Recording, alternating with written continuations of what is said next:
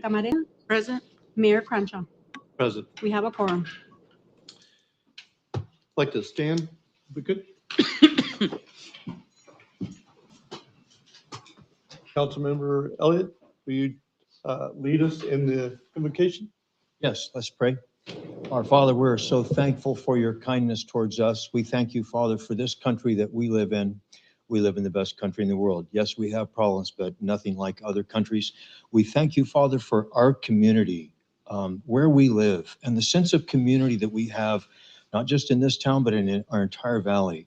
And help us not to take that for granted. We pray for wisdom and help and discernment in sorting out all the issues that are before us tonight. Pray for your hand of mercy on us and this city. In Christ's name we pray. Amen. Amen. Councilmember Carter, will you lead us in the Pledge of Allegiance, please?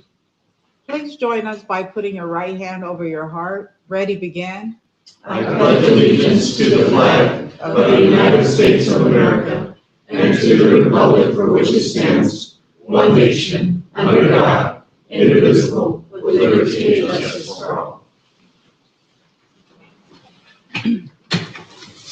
Sorry.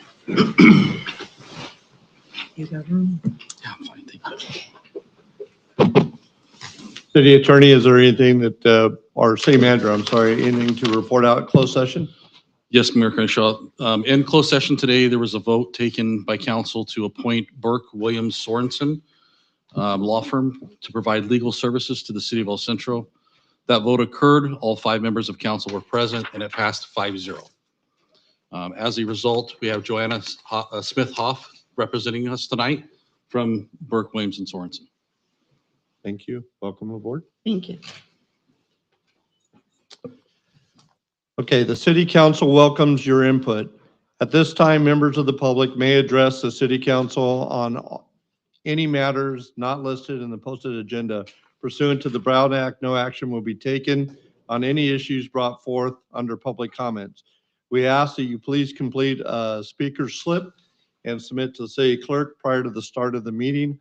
Although you are not required to identify yourself, this information on the speaker slip assists the mayor that all persons wishing to address the council are recognized and are address the city clerk in preparing the city council meeting minutes. Unless the mayor extends the time, there's a 3-minute time limit on each public presentations. Any information provided on the speaker slip is voluntary and will be public record. Madam Clerk, I do have some speaker slips here. Do you have any further? No, none here. Okay. First, I'd like to call Peter Rodriguez.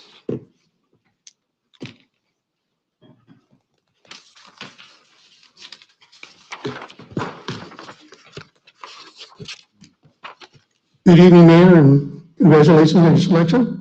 Welcome to our new city attorney. And thank you, Councilwoman Martinez, for your words of inspiration and leadership at the last council meeting. My public comment is pretty simple. I'd like to remind the council, when you took, it was like you took an oath, and you said your name, do solemnly swear in the firm I will support and defend the Constitution of the United States and the Constitution of the State of California against all enemies, foreign and domestic. And I will bear true faith and allegiance to the Constitution of the United States and of the State of California. I take this obligation freely without any mental reservation or purpose of evasion.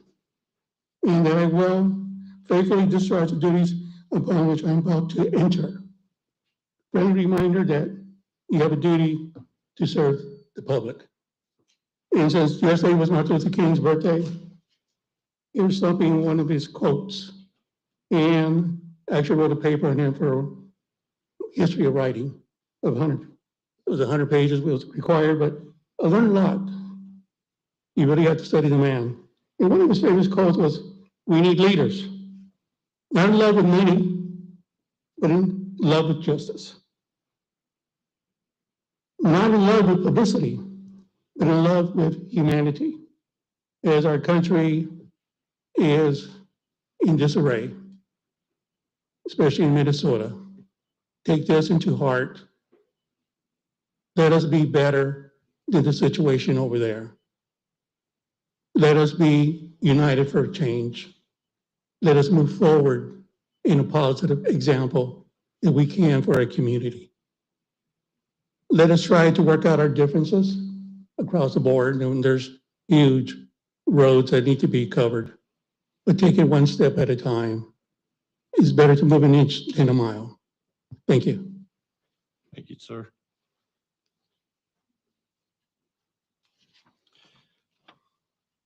Council now recognizes Kimberly Palacino.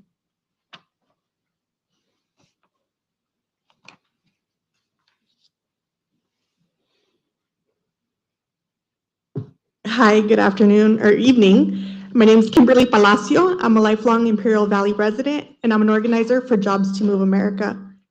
JMA is part of a coalition with local organizations called Valle Unido por Beneficios Comunitarios. We're a group of residents who want to see growth, progress, and prosperity in the Valley, as long as it's done in a responsible and transparent way that benefits us all. We just wanted to take a moment to inform you all that the public comment period is now open for the Lithium Valley Specific Plan and Programmatic Environmental Impact Report released by the County of Imperial. We all have until the end of business on Monday, March 2nd to make our voices heard.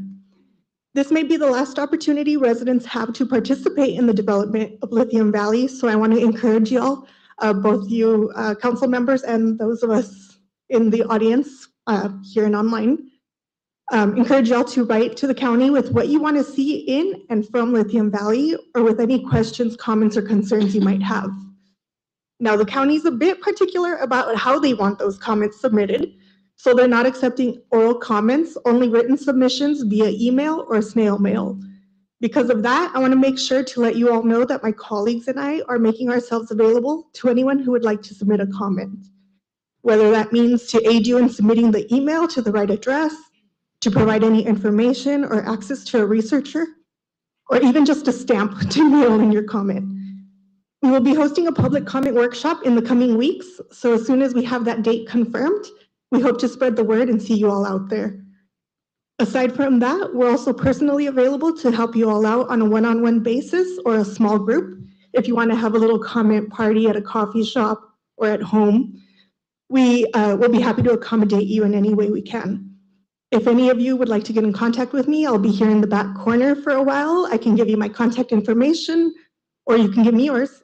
And I hope to chat with as many of you as possible soon. Thank you all so much. Thank you very much. Council now recognize Miguel Cornell.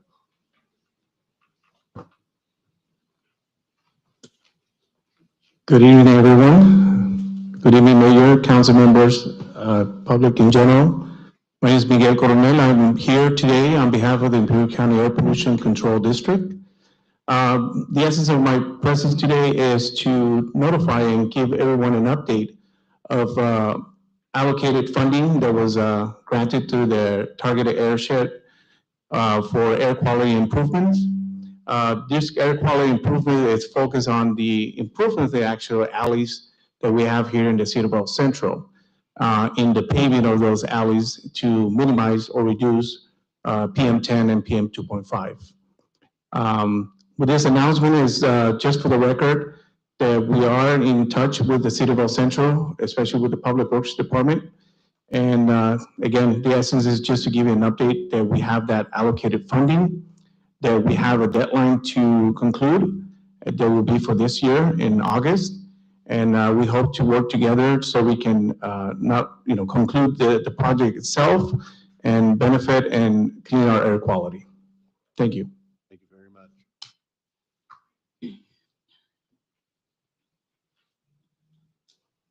I do have another slippage for, I believe, item 13. So we'll put that on hold. Seeing that there's no further, we will move on to consent agenda items 1 through 10. I'd like to make notifications that item number 4 was requested to be pulled and will be represented at the next council. and that item number 9 will also be pulled and presented tonight under new business. With that, I would be asking for a motion by council to accept the consent agenda as written. I motion to approve consent agenda items, all except items 4 and 9. Second.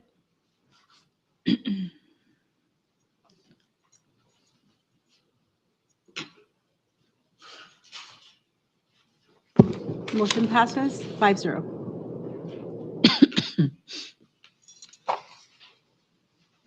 Very good. Would it be in order to pull, put number 9 first? So I think that's Abraham.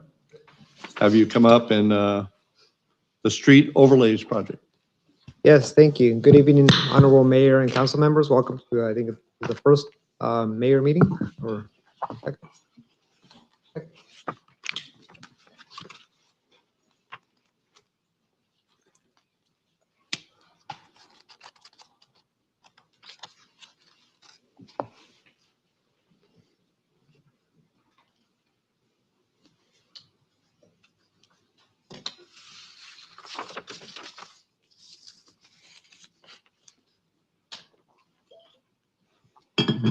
All right, good evening again. So what we have before us on this item is it's actually great news for our community, our citizens, and our road users. It's every so many years, or we try to do it every year, but it turns out to be about every 2 years. We get funding together, and we do a comprehensive look at our streets, our pavement condition index, and come up with a project to resurface multiple streets in the city of Centro.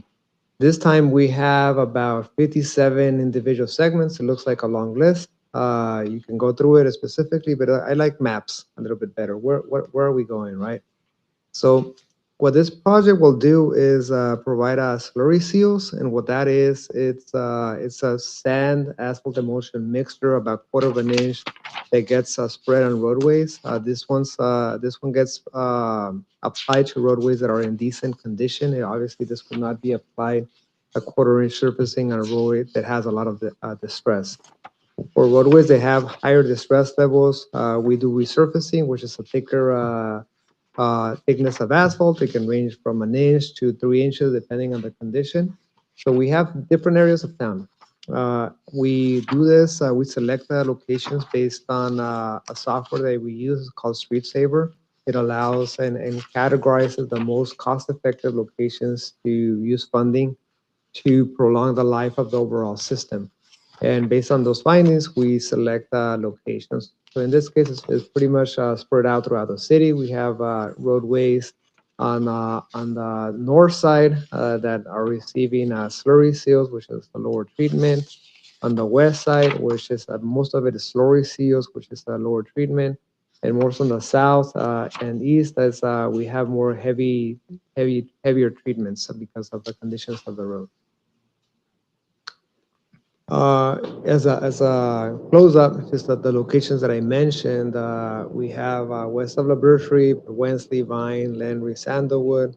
On the bottom left, on the top left, by Dogwood, we have Aurora and Fairfield. That's a commercial area, and so that's a heavier system on that roadway. It's called a System 2, which involves it's about a 1-inch system of resurfacing to patch up the holes and provide a smooth finish. On the northeast, it's slurry for the most part, and that's a location by Lotus Avenue on Ohio, Holt, Elm, Brighton, Meola, and so forth. That's shown there. By Desert Oasis High School by on 3rd Street, that's also a system 2, which is a resurface as well for that area, and including Ross, the segment between 3rd and 4th for that area. We have on the right side of the screen, it's mostly on the El Dorado Colonia area. So we have a 12 equal El Dorado, and those are slurries with crack fill to basically refresh the area. And we have by the mall on the east of Coles is a slurry of a little bit of a piece of roadway there that was not done under the previous resurfacing going towards city limits. And by north of Southwest High School, that subdivision is getting some slurry as well, together with some areas that have a little bit of a thicker thickness of a resurfacing.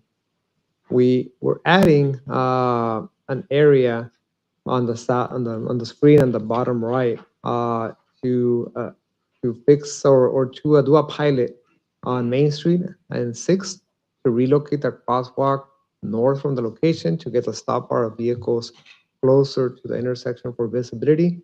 So that's being added to this project to see how that works out and how much it costs, or if this works out, it might be something that gets expanded to additional locations in the downtown. This obviously is not cheap, but we are accounted budget-wise. There's no impact to the general fund whatsoever. This is a combination of funding sources for a total of $4 million and change. So part of it is Fund 212, which is an old or a remnant fund from us on a Measure D bond that was done. It's been over 10 years at this point. And there's some interest that has accrued on that account. So we're going to be able to use a lot of that funding to repair those roadways. It uses our SB1 RMRA, which is basically the gas tax. We get an allocation per year. We're going to be using a 1-year allocation towards this project, and the remainder will come in through our standard LTA Measure D fund to come up with a remainder total of $4 million that's expected for this project. With that, I'm looking for your approval to plans and specifications so we can get it out to bid and hopefully get to construction pretty soon. Any questions? I have one question on the in the Fairfield and Aurora. The Maneos not being done, is that a city street or county? It's almost neither. It's in the city, but it's not a dedicated roadway. It's not. It's an easement, prescriptive easement. We don't have it's not an actual road. That's why we're not doing that area. We do courtesy pothole repairs and so forth, but it's not a dedicated roadway. And is that something that's just, is there anything to address that, or is that just something that is and will exist as? Once they develop or somebody maps the area, that area could be dedicated to the city as a city roadway for public uses. And at that point, we would become responsible for the maintenance. Right now, it's like every frontage owner owns that piece of Mineo along the way. So it doesn't connect really to Dogwood, and it is in that way. All right. I was just asking about how we have those properties for sale. So maybe as that comes to fruition of what they build, then that could be addressed at that time. Correct. That would be a condition to dedicate the roadway to the city. Okay, thank you. Abraham, could you just rehearse this funding one more time? I know you went over 212. What was the 212 again? 212 is a remnant fund from a bond. Back, I want to say in the late 2000s. Thank you. Measure D funding was bonded and allowed multiple projects to occur at a time. That's remnant funding from that bond. And the 202? The 202, it's a yearly allocation from the state on the gas tax. Gas tax, okay. And then the 205? It's our Measure D sales. Measure E? D. Thank you. It's a regional county-wide sales tax measure. I believe it's a half cent, if I remember.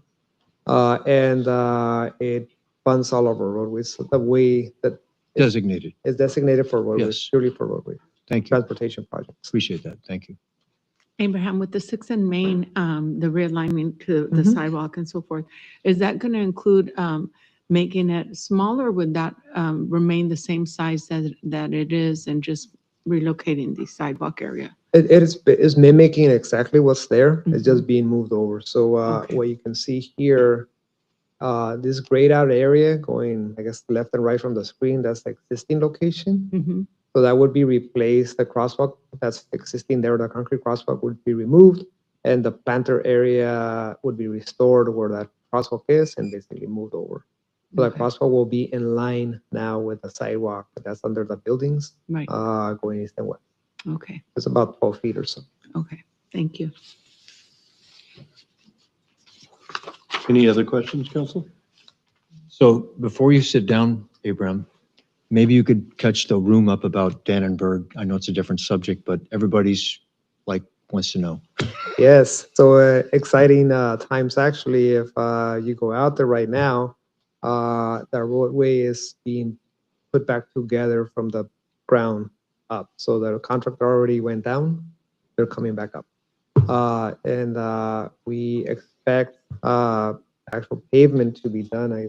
I'm knocking on wood. The next three weeks or so. 3 weeks. Three or 4 weeks. So it's just the striping and so forth. So we're getting there. As soon as I Yeah. have that final day, I'll be sure to Thank you. pass that along. But we're very close. Yes, thank you. Appreciate that. Abraham, just on, so I'm going to follow on Marty. Is that going to have, is that going to allow big rigs on that street? Because I believe there was some type of restriction prior to all the work. There's a restriction. So whatever restriction was there will remain. Okay, We are designing the roadway to accept heavier traffic. So because it's a heavy road use, it's heavy use road. Yes. So it's designed appropriately.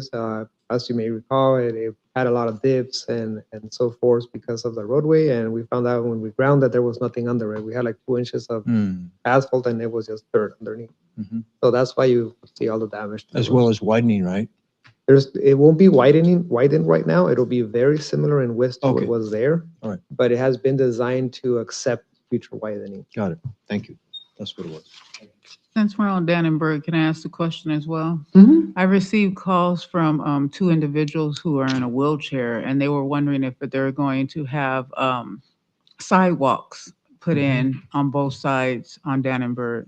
Unfortunately, not at this time. It'll remain as is. It's definitely something that we're looking at. We've gotten multiple requests comments over time about it. This was not part of the funding, and it requires right away. So we need to go through the process of basically go through environmental design, widening, and when we put the sidewalks, it's got to be in the ultimate location or the which is a different alignment from where it's at. So we're a ways out to even try to face the sidewalks at this point. But we have the very preliminary documents to get that started, at least get that conversation going with the owner so that we can get that right away and then be more competitive in grant. Thank you. Questions? I'd like to ask for a motion on this topic. I will motion to approve the item on the streets overlay.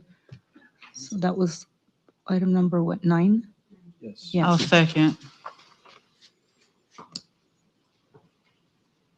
Thank you.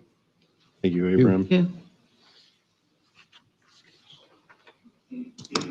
Item passes 5-0. Very good. We'll move on to new business. Item number 11, Adriana Nava. Presentation overview of the proposed fiber internet services by Bureau Optic or fiber.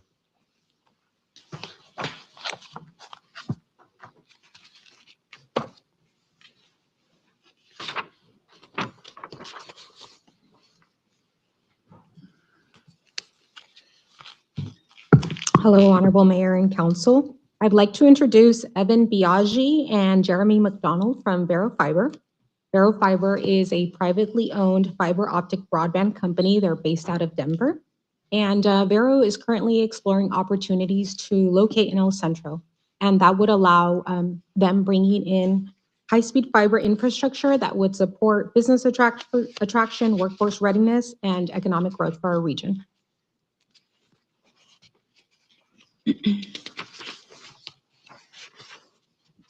Good evening, Council. As Adriana mentioned, I'm Evan Biaggi with Chairman McDonald. We really appreciate the opportunity to present our company, our plans, and a little bit about what we're thinking about bringing here to El Centro. Guessing this is the, there we go. All right. Well, I'm going to just start real quick with a brief overview of our company. Our company was started back in 2017 by a number of former executives at telecom companies prior to that. And really, the company was started with a very specific focus to deliver fiber and build fiber networks for school districts. And we've started with that. We've been very successful. We're now across the country on this map. We're, I think, in 25 different states and about 230 different markets. But we've expanded that to do a few other types of services. And back in 2021, we really started a fiber to the home effort. After COVID, we recognized the need to go deeper in communities and go beyond just connecting facilities at school districts. So Jeremy and I work and focus on the fiber to the home portion of our business. We understand you all have very good connectivity already between your schools here. So that's amazing. So, this is just a quick map of where we are. We mentioned that we're based loosely in Denver, but we are building all over really the West here. And since we started in 21 in Colorado, we've extended into Texas, into Montana, Iowa, Oregon, and also California. Currently, we are actively building in the northern part of the state. We've got a number of communities that we're building in Humboldt County, and then we actually are in the middle of a public-private partnership with the city of Ukiah in Mendocino County as well. So, we're looking at other areas that make sense for us. We work actively with the state middle mile and California Department of Technology, and through that process, we identified this area as an area that could use a little bit of competition, could use a true fiber internet service. And, we started really looking into it and been very excited about the opportunity to come here and provide services. So what does that mean? Fiber to the home is kind of a buzzword.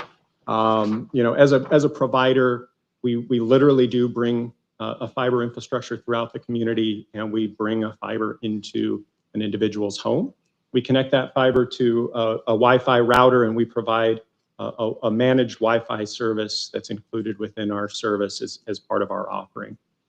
So I'm sure there are other competitors around. We have all the modern conveniences with apps on your phones that you can control your Wi-Fi and things like that.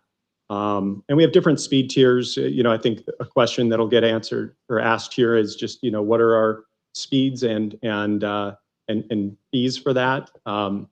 We start at, about half a gig, and we go all the way up to, we're rolling out a 5 gig symmetrical product right now, which is amazing. And pricing starts in the, let's call it $50 a month range. So very affordable when you look at the other offerings that are out there. And we really try to differentiate ourselves where we don't play the price games and the price hikes and, this isn't included. It's, that's what you pay on your monthly bill. So a pretty cool service offering. And really the best way to validate that, this is probably the slide on this presentation that I'm most proud of, is that we maintain a 4.9 star Google rating. So that's just how we want to operate our business. We kind of use the tagline, the fiber of the community, and we let the community and our ratings and our Google ratings kind of speak for how we operate our business. We can get into the technology differences here real quick. Fiber to the home versus other technologies is just, very far superior, and we can geek out on this if anybody has specific questions. But really, it's, fiber optic is the ultimate infrastructure to be able to deliver, any speed possible, depending on the light source at either end of that cable. So,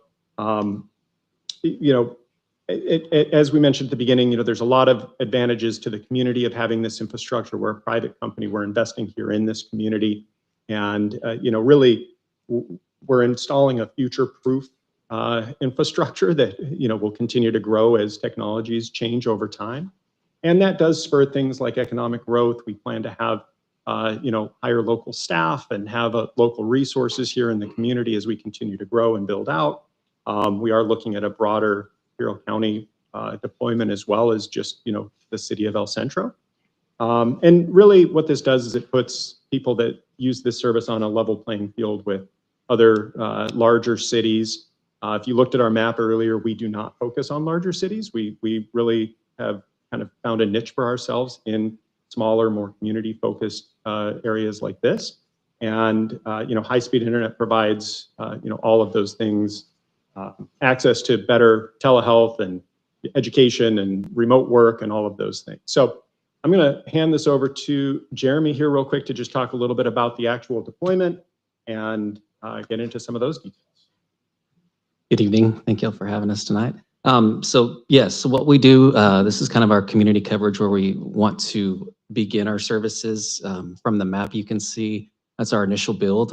Blue being aerial, the red being underground construction. It's kind of overwhelming in the beginning, but we take the approach of how do you eat an elephant one bite at a time. And that is really how we do it with the zones. We break our zones down into 300 homes per zone. And as our engineering gets further out with the design, we start mapping all those zones out. And then we start just focusing on how many zones we can usually take on, what the city's resources are and what our resources are at the time. And then we just kind of start building out. Usually we will place a head-in central location where our fiber starts, and I'll have that on another slide. And then we start kind of building out in a circle and just kind of expanding from here. That way we can turn up customers as we're completing the zones and not have to wait for the entire build to be done. We also, and I'll get into the last two bullet points on the next slide, but for communication with the city, we make sure we're in constant communication. We do that in a variety of different ways, whether it's emails, weekly calls, it's just kind of however y'all want us to do it. So we tailor it to the city. And then, of course, as we are getting close to activating the residents in that area, we have a local website designed just for El Centro that'll go through. They'll go through the Vera website, and then it'll have their own, y'all's own city, and they can see the timeline on how close we are to finishing their home, and we're going to start construction as we start getting that timeline out. As I said, this is kind of the market launch process. Of course, this is 0 to 3 months. We like to engage with the city, kind of find out what the needs are, what permitting could be, just any general issues that could start before we actually get into construction. We also start the preliminary design, and that kind of goes into the 3 to 6 month range.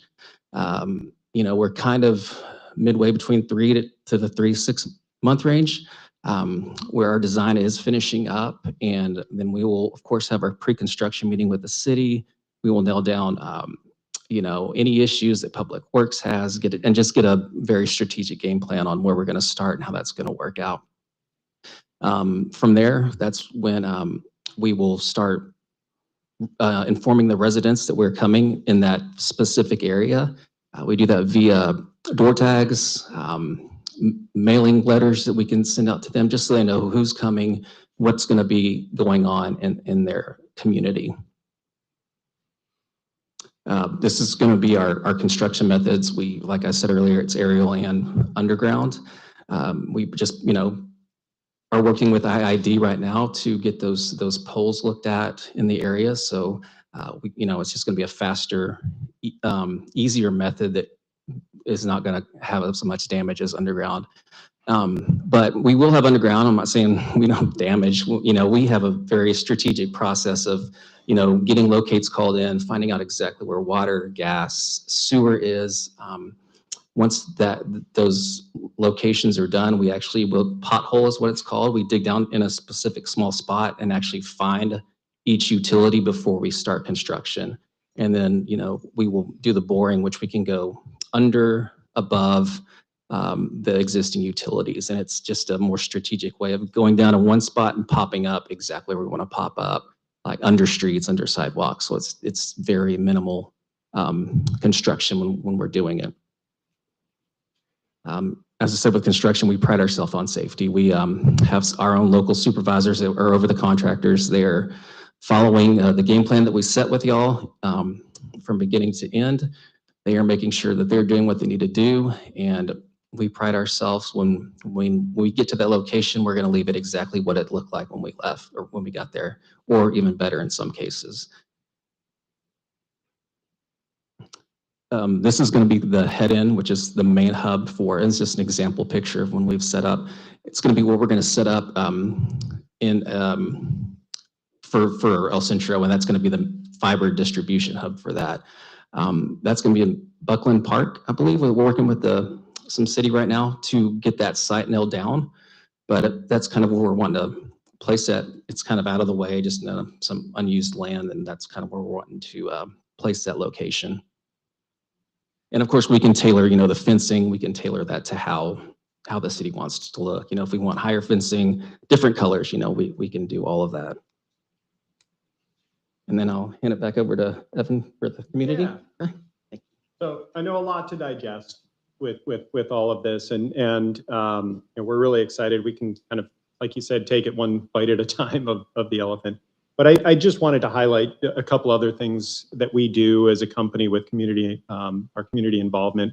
And one of the biggest things is we have a program called Bureau's Heroes, and that is, we work with local organizations, first responders, people, school district folks, and people that work for those types of entities to provide discounted services for people that we deem as local heroes. When we do launch, we hold events. We want to be very transparent with the community. We want to take a different approach than what maybe has been occurred in the past with internet service providers. We really just want to engage. We sponsor a lot of local events, fundraisers, things like that. We do want to give back to the community. So again, we want to kind of uphold that promise that being the fiber of the community, we do put forth a very strong effort to really uphold that with the communities that we serve. So I'm going to pause there. That's really the end of the presentation, so to speak, and I'll open this up to any questions that anyone may have regarding our company, our planned services, our approach, or anything that we've discussed.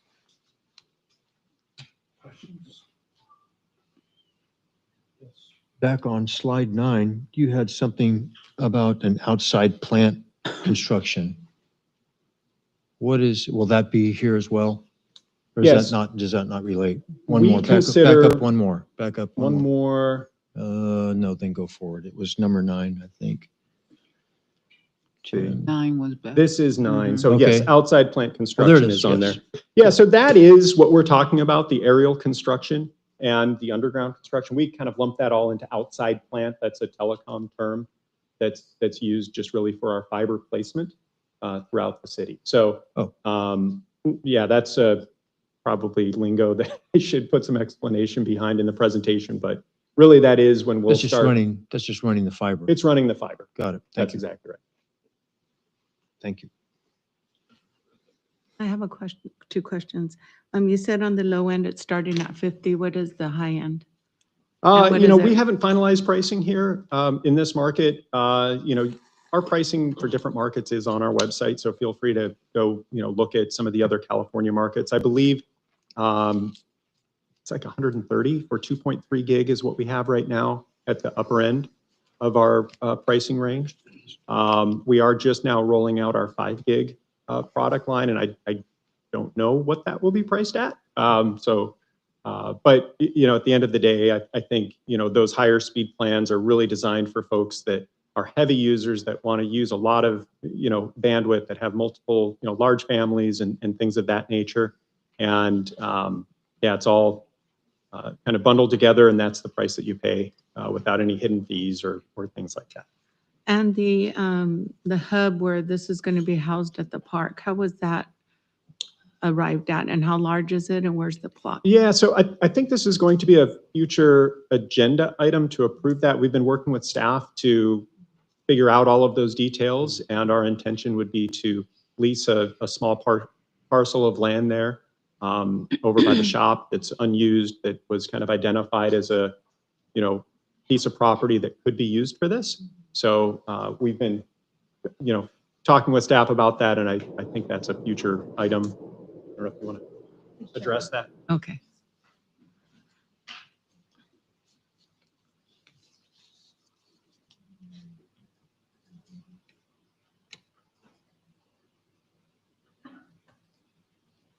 We think it's a good location. So Is it south of the maintenance building, Adriana? That's what I'm thinking. Exactly, yeah, just on the That would be side my, of the ones that- right, that would be my guess, yes. There you go. So it would be a portion in here. Mhm. They're looking at 600 square feet. I think it's 800-ish, just because of how we want to finish out the fencing. We want to. Okay. So I'll zoom out on the park. So this is the park. Then we'll zoom in. This is the Quonset hut. And the space would be, I don't have the map in front of me, but it's about here. And this is a space that's not currently used. And also at this location, we have been working on installing cameras at various portions of the park. And one of our limitations is our internet speed. We don't have fiber at this park. And so they would be able to provide that service to us if this were to move forward. And this is an item we are working on an agreement. Currently, it's with our city attorney for review, and then it would come for council. And it would be for a period of time with established terms and conditions, including lease amounts and also the provision of internet for that location. Okay, thank you. I do have a follow-up to that. Just the in an environmental for the building itself, safety in a residential area. So I'm sure that this has already been asked and answered, but just for the sake of here, the building itself, it would be set for that type of area. Yeah, our intention right now is to use, like was in that photo, a prefabricated telecom shelter that are, designed for these environments that meet, specific codes and those types of things. So no different than a lot of the cellular sites have those types of buildings already today. Yeah, I'm sorry. Did I hear this right? You have a 4.9 because we usually don't listen to anyone unless they're 5. I mean, I know. How do you? Yeah. It's we strive for perfection. So. We try our hardest.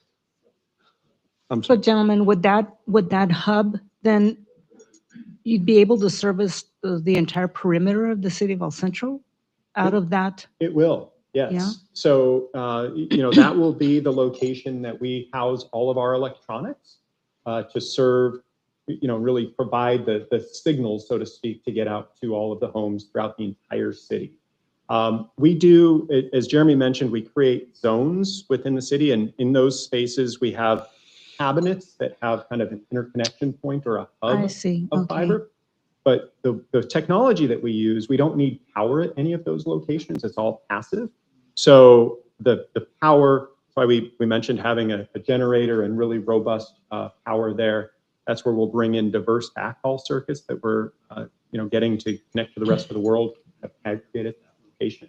So it's a very critical location for the overall deployment we plan to do.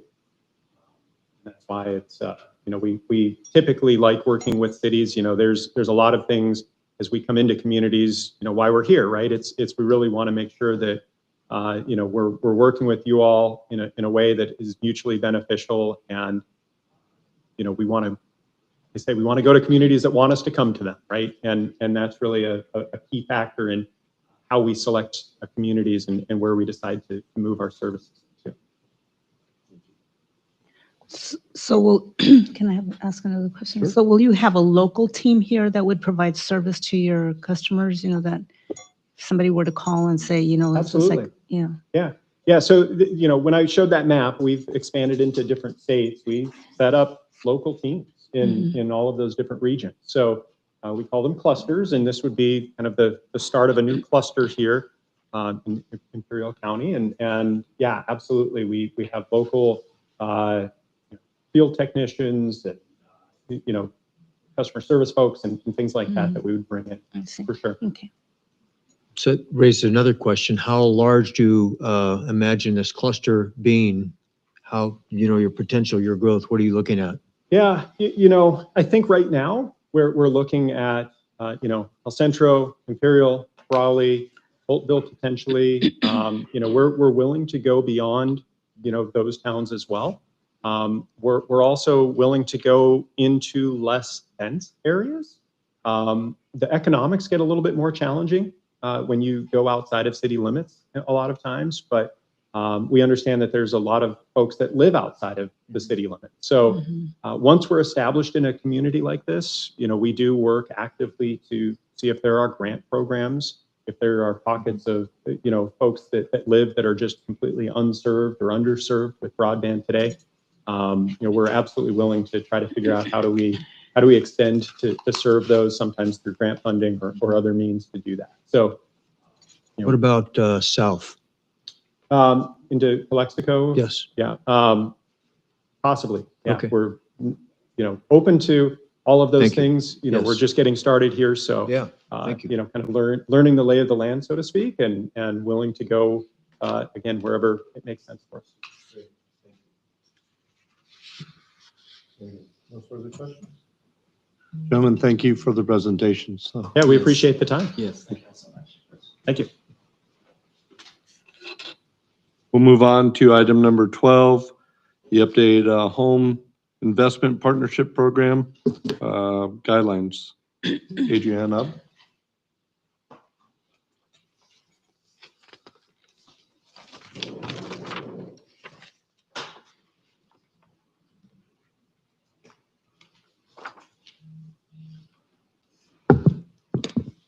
Thank you. Good afternoon again, good evening. The item before you is an item that you have seen glimpses of it. We had previously discussed the funding that we had received as a city. We received $400,000 through the home program. And as we were administering and looking at our grant scope, we noticed that the guidelines hadn't come before council in a while. And so because of that, we wanted to revisit, bring back our guidelines. Generally, it's a federal program administered by the state. We are then awarded by the state. So there's limited changes that we can make, but we still wanted, the council in many ways is an ambassador of the city. So a lot of people reach out to all of you for different questions. And so we wanted you to have a general understanding of some of the questions that you may receive from the community. But overall, the purpose of the program is to assist low-income homeowners. And I'll go over what is the definition of low income as the state defines it. Address health and safety issues, ensure building code compliance, and then also preserve our housing stock in the community. This is an example of one of the home rehabs that was completed a while back. You closely look at the home, you'll see single pane windows. There's some cracking in the driveway. I'll zoom in a little bit further. One of those images is the water heater. There's some substandard electrical, some substandard plumbing. And so when we work on these homes, we visit the entire location, and we usually take a building code inspector out there to ensure that their estimate matches the needs of the resident that lives there. And then this is the after. You can see quite a refresh on the home. You'll see new doors, double pane windows, a change in windows, a back patio door, and then a concrete apron all around, which provides better access. And so, we've in the past, we would do about one a year, sometimes 2 a year, depending. The process is a little extensive, but, as we see the community little by little, especially in our core portions of the city, it makes a big difference. And so what are the eligibility requirements? So the homeowner must be the home has to be owner occupied, so you can't rent it out and then use this program. You must live in the residence. And then also you must be your household income. So that's everybody in your household, including any other adults that live in the household, their income must be less than or equal to 80% of the area median income. And so this is based on state standards. And you look at it, it depends on the number of individuals in a household. So if you are in a household of 8, your income can be higher because there are more dependents. And so this table is what we use, and then every year it is updated by the state. And so in terms of the loan and grant structure, the assistance is provided primarily as 0% deferred loans. So they don't become due until the home is sold or transferred or no longer occupied by the owner. And so what that means for us is if somebody passed away in the home, if the homeowner passed away, and there's a sale, we collect on that loan. The program does allow grants for emergency repairs and accessibility modifications. And I will say in my experience in the past, we haven't used this portion of it. We've mostly done loans. In my experience, we haven't done any grants. And then the maximum loans amount, it varies from home to home, and it's usually based on the appraised value of the home after the improvements. And so in terms of the application process, usually we do first come, first served basis. And so I know right now we have a waiting list. So we start at the top, we contact the individual and ask them if they're still interested in carrying out the project. Many times, there's been changes in ownership, et cetera, but we always start from the first person on that list. And then we do a comprehensive review. That comprehensive review is also forwarded to the state for additional review. And then work is completed by bid. And typically we do have some local contractors who do provide an estimate of the work, and then we review the bid. And in terms of priority categories that are included are health and safety repairs, number 1, code compliance, and then lead-based paint hazard evaluation and remediation, and then rehabilitation reconstruction when needed, which has happened with some of the homes, especially if there's a substandard foundation. In terms of the contracting requirements, licensed and insured contractors are required. Also, we solicit the bids.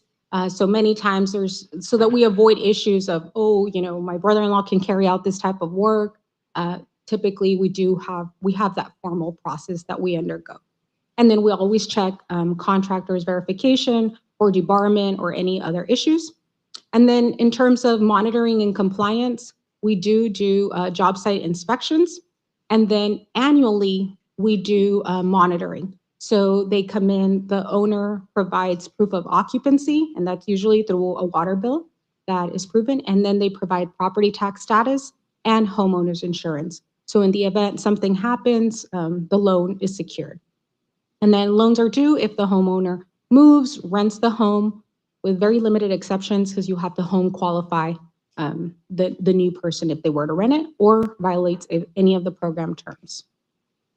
And that's what I have before you on the guidelines. I don't know if there are any questions, comments. Adriana, do we have a separate list for just like if someone needs like a handicap access or anything, something that's more separate than the whole? We don't have one at the moment. We are actually, one of the items that's going to be coming before you in the next couple of meetings, we're working with Cloudburst, who is a company that strictly works on guidelines, and we're doing it for small minor repairs. And we're going to be using permanent local housing allocation funds. You all may recall PLHAA, and those funds will be used towards, I just need a new AC, I need a new roof, or I need a ramp coming into my home. And so this process for such a small amount would be really difficult to undergo all of this for, let's say, a brand new ramp. But PLHA is one of the funding sources that we want to use to address those issues in the community, because we know a lot of our community has those types of issues. Okay, thank you. Yeah, no, thank you. That was going to be, sorry. Go ahead. No, that was going to be my question too, about the disabled people or the seniors, if you were going to have incentives for them. Yes, and we are not addressing that through this program. I will say many of the individuals who apply for this program are seniors. We service them quite a bit. A lot of times their children help them throughout the process. We work with them. And in the event something happens, we do establish the paperwork so that their children can take over the residence if needed. But they have been a large portion of the population we assist. Okay, thank you. Yeah, thank you. Yeah, so going back to if in the event that somebody were to sell the home, move out of the home and so on, how are we able to collect? There's going to be a lien placed on the home? Yes, okay. There is a lien placed on the home. And in the past, we would struggle with that. But in recent years, we haven't as much. People seem to understand, because people are very leery of government. Oh, you want to come and take over my home. And so we have to explain to them the process and why we have it in place.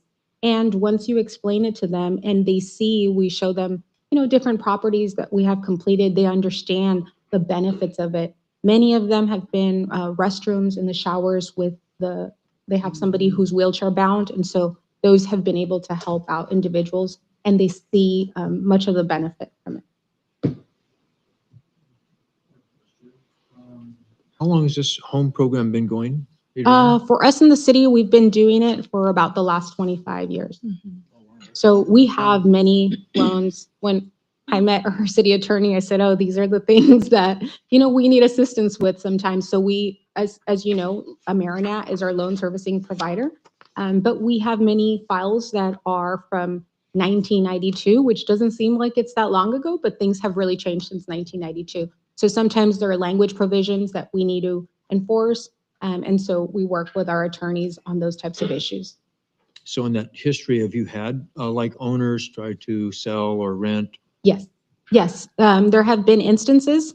So for example, we had a property, I think it was Aurora. They were trying to sell the home. And so when they reviewed the contract provisions, they noticed there was a loan. And so the homeowner was upset at the time, didn't realize that there had been a lien. And so we do a lot of that communication, work with our local escrow officers on those types of issues.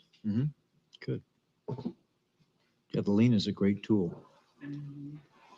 Not when you have to enforce it, but Yeah, it's a great tool. It works Yes. great. Yeah. Any other questions? Thank you.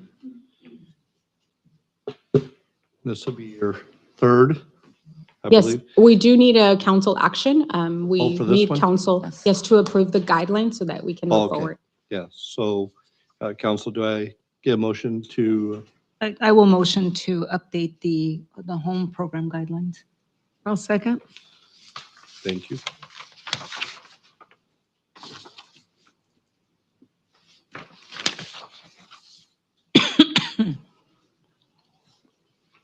Motion passes 5-0.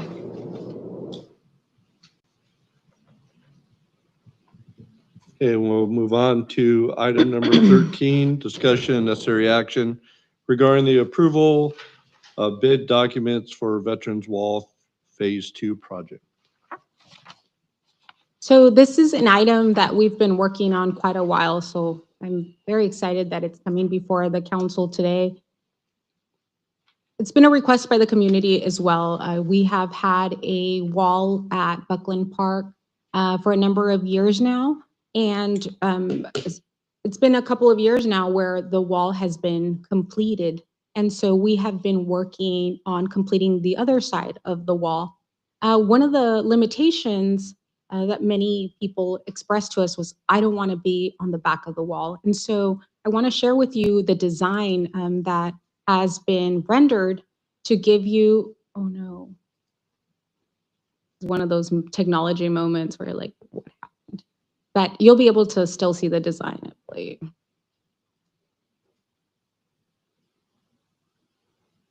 Okay, so I'm gonna move on without showing the design because there are other images.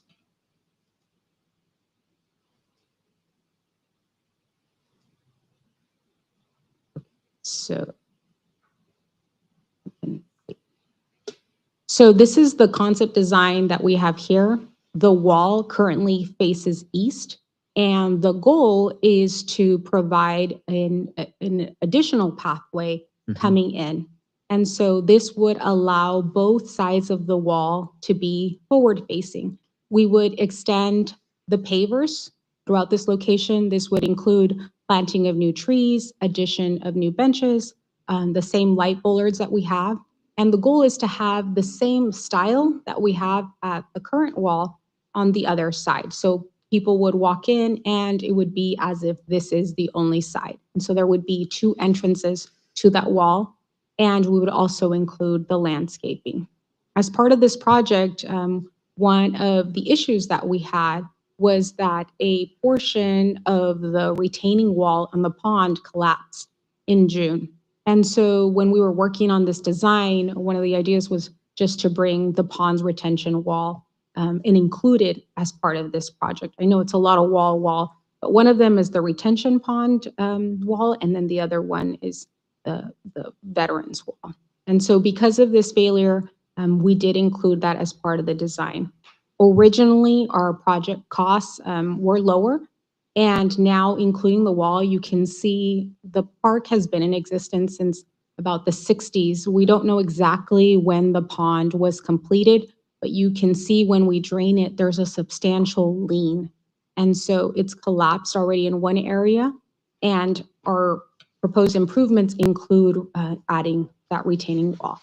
So project costs are estimated at $690,000. We are currently proposing to use impact fees, so this would not affect the general fund. But when we do receive bids, we estimate that there is about $165,000 project shortfall. And I do want to add that this is an estimate. We have not received bids, but we want to keep the council informed of what could potentially happen because we are including the retaining wall. So I want to make sure if there are any questions associated with the project. Any questions so far? No, this Okay. is, I think that our last event out there was quite a bit of interest in that. And to find out at that time that steps are already taken to, it is a very successful project for our community and very well received and supported. So Yes, I think we love our vets and we realize that we want to expand the capacity of the wall. It's a really nice area. And I think with the wall, with the retention wall improvements, we are proposing something slightly enhanced so that it gives a better aesthetic for that area. I give hats off to the construction of a 65-year-old retaining wall that's been in water too. I mean, that's some skill as well, so. So today, our staff recommendation is for council to approve the bid documents and authorize staff to take the project out. So one more question. You had some park funds you said that were designated for this already, and then we're short about $165,000. Yes, that is correct. And- And I want to highlight, we have not received bids yet, but when we are working on the design, we work on a construction cost estimate. The estimate that we've received from Dynamic, which is a reputable local firm, so far they have estimated the project to be $690,000. And so what we have right now in impact fees is $525,000. Now, when bids come in, we don't know where the bids will come in. And so that amount may be lower, it may be greater. And so I want to be 100% transparent because I don't want to surprise the council when the bids come in. But this project that money would fall under Measure P? Typically, that council has taken that direction, Yes, but okay. council has discretion over what funds are Thank you. used. Yes. Just want to point that out. Thank you. Thank you. Any further questions? I'd like to have anyone entertain a motion to. I'd like to move that we accept the recommendation I'll and second. go out for bid.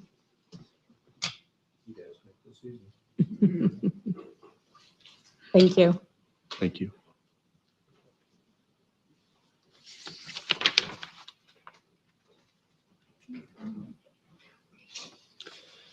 Okay, moving on to item number 14, The resolution. vote in progress. Oh, I'm sorry, I thought it was already went through. It's not on her screen. It's We not did on my vote, but- screen. Would you like me to vote for you? Yes. Thank you. Motion passes 5-0.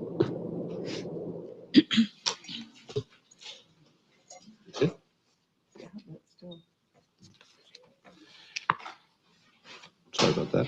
All right, moving on to item number 14, resolution declaring emergency on the wastewater TP bar screen failure. That would be Abraham Campos. All right, good evening again. So today I come requesting, I guess the second one in the last 4 months, unfortunately, on a local emergency declaration. This is related to our wastewater treatment plant bar screen. And to give you an idea of what that is a picture on the left.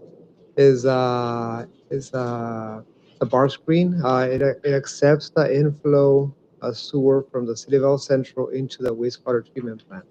What it does, it has a chute that I'll show you in the next screen. This chute on the left that picks up sewer through a channel, picks up the inorganics, plastics, rags, things like that, brings them up to the surface and to a trash bin that's shown here in the back of the screen. I placed, just to give you a scale, there's a reference of a person there because nobody wanted to come in the picture. But it's just to give you an idea of the size. So that's the piece of equipment. It goes down about 20 or so feet. And because of the high gases that it is exposed to, it did not last as long as we expected. The equipment was installed in 2018, so it's only been 8 years. Typically, we have another one in the center of town at Main Lift. We expect them to go 15 years plus. The one on the Main Lift is at a location that it has less gases than this one, just by the nature of the way that our sewer system is routed. So this one took a heavier hit. We're trying just to give you an idea of what that is, what happened is this is the mechanism goes up and down. It looks like basically a bunch of keys that go up and down. They grab the material from the bottom of the channel and then go up, bring it up. You can see the heavy corrosion that has occurred on the system. This is how the teeth are supposed to look on the top, and at the bottom you can see that they're all falling apart, misaligned, and crashed. Here in this picture, you can see the remaining teeth on the top, and they're just missing all the way down. So there's nothing, this whole mechanism has failed out of corrosion. That is compounded by the bottom. This is the bottom piece of that same channel of that chute, and there's a channel and the concrete under it is fault. So this concrete slab I'm pointing that is about 20 or so feet underground. So there's repairs to be made to the concrete as well as replacing of the equipment. The surface structure is in good condition, as you can see around. So it's basically replacing all the stainless steel piece of equipment, pulling it out, bringing in a new one. It's a proprietary item, so we're going to replace it in kind with the same type of equipment that's there, except we're upgrading the stainless steel. So what, as I mentioned, the life expectancy is we were expecting about 15 years and less than half of that. We're trying to identify changes so it doesn't happen again. And right now on this one, as we mentioned, it has a lot of H2S, which is a highly corrosive gas. We are going to be upgrading the stainless steel from 304 to 316, and as well as incorporating a blower to get the gases out, and just to get keep a better environment to make the equipment last longer. All that said is the piece of it we do have a quote. We haven't proceeded because we don't have the authorization yet, but we have a quote for the equipment. It's shy of 400,000 just the equipment. That does not include installation or any of that. So the remainder of the funding that we're requesting for a total of 800,000 is to buy the equipment plus get it installed and the channel fixed and all that. We're hoping it comes under, but I don't know. Being a local emergency, this gives us an operating budget to be able to move forward and make the appropriate repairs. Obviously, without this equipment operating, it is not right now. It's a public health. We could be in violation of state requirements should something happen. Right now, our staff is working the system manually and removing material manually to keep the operation going. With the lower temperatures right now, it's not such a big issue. It's something that they can do, but as the summer temperatures come in later on, it'll be a real challenge to be able to do that night. So that's why we're asking to accelerate this. The equipment itself has a lead time of somewhere around 20 weeks just to get it once we order it. So the sooner that we can get going, the better. So, and that's all I have for this item. Any questions? Did you mention the price? $800,000. Thank you. But it's enterprise funds. It's, whatever it costs us, we have to, bill. It's It's a maintenance item as part of the enterprise fund, and the following item, we'll talk about a lot more about water and wastewater. Yeah, well, the idea, getting the 316 stainless and plus the blowers, that should help a lot, It should right? extend the life, yes. Yes, thank you. That's your built-in contingencies on there as well. So I'm just making sure, Abraham. So, all right. Yes, sir. Any questions?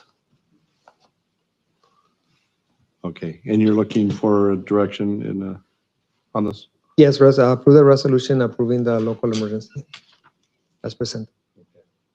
I'm looking for a motion.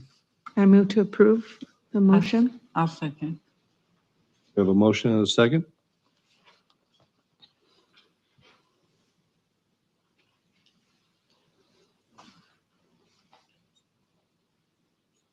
Motion passes 5-0.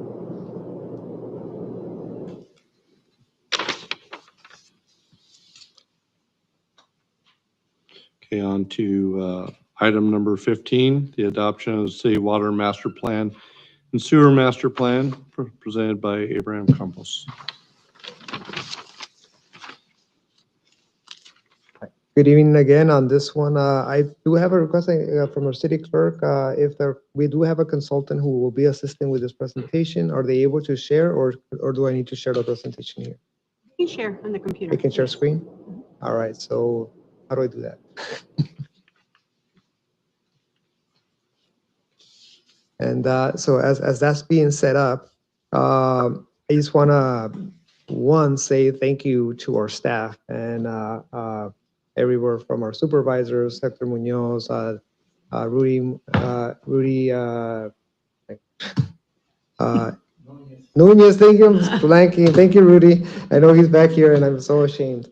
And David Gracia, and Marco Salazon, and Marco Canchola, and our analyst, Liz Arate, who was very instrumental in getting this thing to us, as well to our consultant, Durek and Elizabeth Kaliva and Greg Rippenger, who are going to be presenting this to you. This is a monumental step here for Public Works. This is our master plans for the city of El Centro that you're going to be looking at and approving tonight. It's a blueprint for Public Works in terms of water and wastewater facilities. It's an assessment of our current conditions and where we need to go over the next 20 years. So without further ado, I'm going to ask Elizabeth or Greg to start the presentation on our brand new water and sewer master plan. Awesome. So I want to make sure you can hear me. Yes. Yes. All right. And you just can see the slides popping up here. Yes. All right. Awesome. Well, thank you so much for the opportunity to present tonight. I want to start by just saying that it was a real pleasure to work, and this is, I'm speaking to City Council, real pleasure to work with your Public Works Department. Abraham and his team have a really deep commitment to serving this community. It was really evident working with them. They were very engaged in this project. Their collaboration was invaluable, and they're just genuinely wonderful people. And I really, really had a great time working with them. So just wanted to make sure you know you have an awesome team in your Public Works group. All right, so my name is Elizabeth Kleba. I was the project manager on the project, and I'm joined with Greg Ripperger, who is the deputy project manager. So we're going to be presenting the findings of the water and sewer master plans to you tonight. So thank you for the opportunity to be here. So a little bit, this is our overview of what we're going to talk about. We're going to just go over the high level overview of the project, what did we do. We'll talk about some basic system information. Greg will present on the key findings on the water side. I will present the key findings on the sewer side. And then we'll get into the 20-year CIP that was developed as a result of this study. And we'll talk a little bit about how that's being coordinated with the rate study that the financial consultant was doing. And then we'll open it up to any questions. All right, so just get into the overview of the project. So let's start with the goals and objectives. The goal of the project was to provide the city with a comprehensive plan to confirm the current state of the water and sewer systems and provide a clear roadmap to maintain the system reliability as the city grows and as the system ages, and to inform the rate study analysis. So first off, I want to mention this is the first comprehensive water and sewer master plan that's been done for the city in about 17 years. And typically, master plans historically have been really focused on growth. So we're looking at, we're planning for the future of a system. So we're looking at what's happening, what developments are coming on, what is the population growth projections looking like for a community. And so one prong of this study was focused on growth projections and capacity analysis. So the first two bullets you see under the objectives column is creating hydraulic models for the water and sewer system, which are used to evaluate capacity. So we're looking at existing capacity, how is the capacity now? And then as we anticipate growth happening, new developments tying in, how does that impact future anticipated capacity? So that we can help plan for some future infrastructure needs on the capacity side. The second prong, this is something that's been more and more recent, is how is the condition of the system, right? So as systems age, as agencies get more and more built out, the need for condition assessment increases. So we're seeing this more and more in master plans now, particularly on the sewer side, because there's new regulations at the state that requires sewer master plans essentially to be looking at condition. So there was again two prongs, one prong being capacity, one prong being condition assessment. We do condition assessment on both the water and the sewer systems. We'll talk about that a little bit more. And then all of that comes together into recommended projects. So we have capacity recommendations, we have condition recommendations, and that gets put into a 20-year capital improvement program. And then that was basically delivered to the financial consultant so they can start looking at rates and how the rate structure might need to change in order to fund some of this new infrastructure.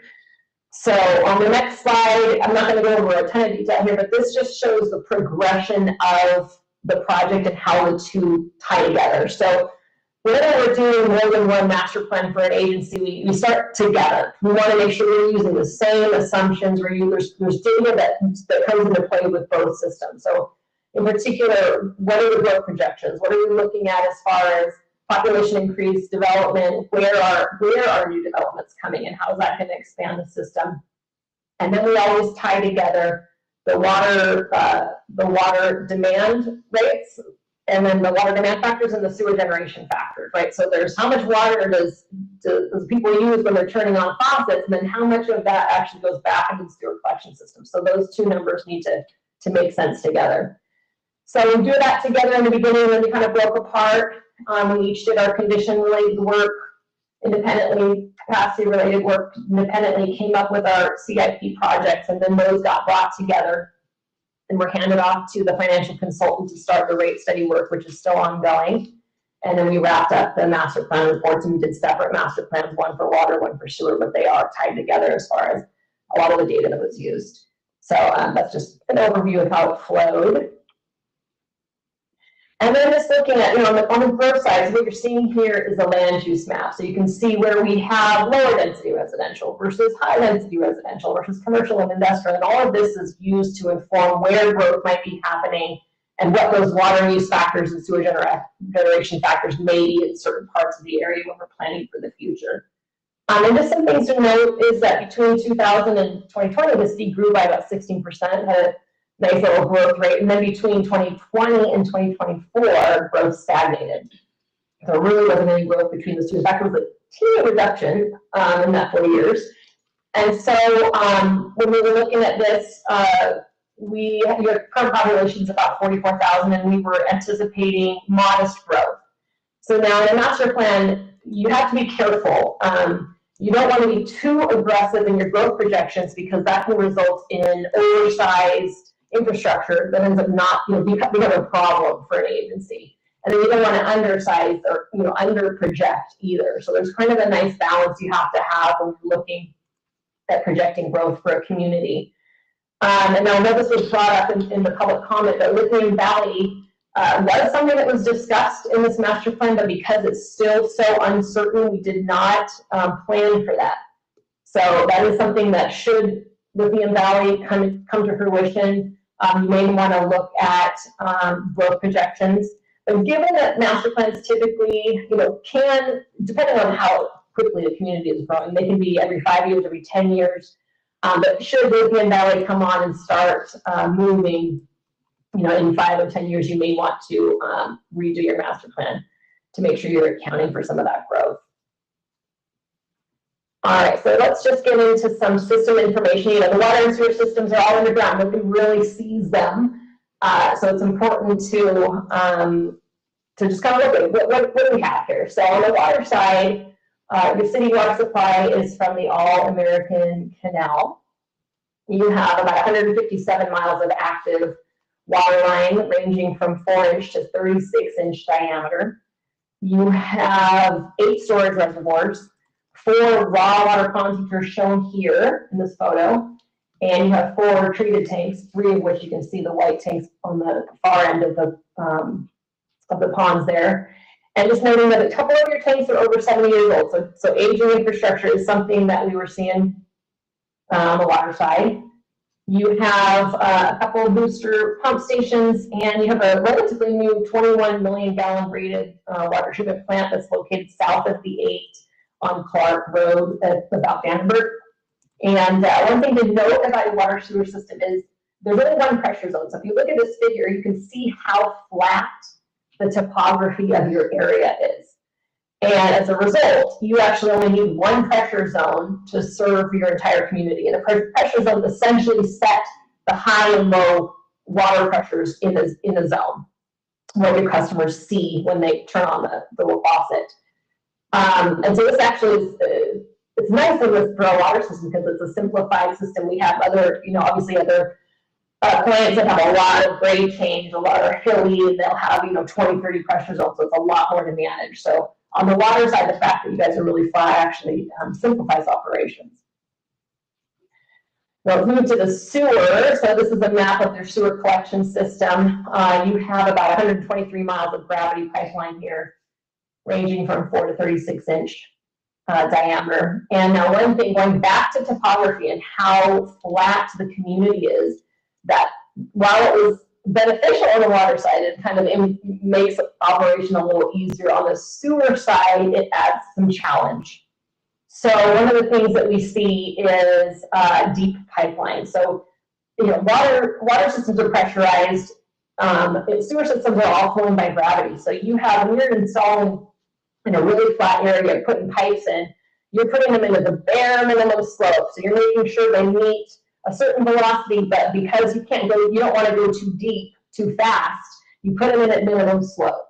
And so that's a lot of what you're seeing here. The pipes are minimum slope. They have a minimum slope, and they end up getting really deep. So what happens, they'll get really deep, 20 and sometimes 30 feet deep, and then you have to lift them up with a lift station, and then they keep moving down grade, lift up, and then they finally make it to the treatment plant. So you see the treatment plant, the green box in the upper left side, the northwest corner of the city. But as a result of all of that need, because it's so flat and all the need to lift the wastewater up, you have 15 different lift stations that are needed to move that water through your system and get it to the treatment plant. And kind of pertaining to what Abraham was just talking about, the barge train, we'll talk about this a little bit more, but the flat sewers lead to an increase of hydrogen sulfide gas. So again, I'll mention that a little bit more later, but that has to do with the topography of the city. And there's really nothing you can do about it. It's just a reality that has to be dealt with. Another thing to note is half of the system is over 50 years old, so you are getting some aging infrastructure on the sewer side. And you do have the 8 MGD rated wastewater treatment plant, as I mentioned. All right, now I'm going to turn it over to Greg to talk about the key findings on the water side. All right, awesome. Thank you guys for having me. Just real quick check, can everybody hear me all right as well? I don't know if anybody's at the microphone, but somebody should come up and yell at me if you can't. I can hear you. All right, so as Elizabeth talked about, there's really 2 components to this, the condition and the capacity. So we'll start with the condition of your facilities. So we did a comprehensive condition assessment of all of your water distribution system facilities, including your pumps, everything that Elizabeth mentioned, pump stations, reservoirs, treatment plant, and really what we came away with, the biggest item and the highest priority overall that we came up with for the whole plan was that your distribution pump station, which is at the old water treatment plant, has really reached the end of its useful life. We have a couple pictures there that you can see.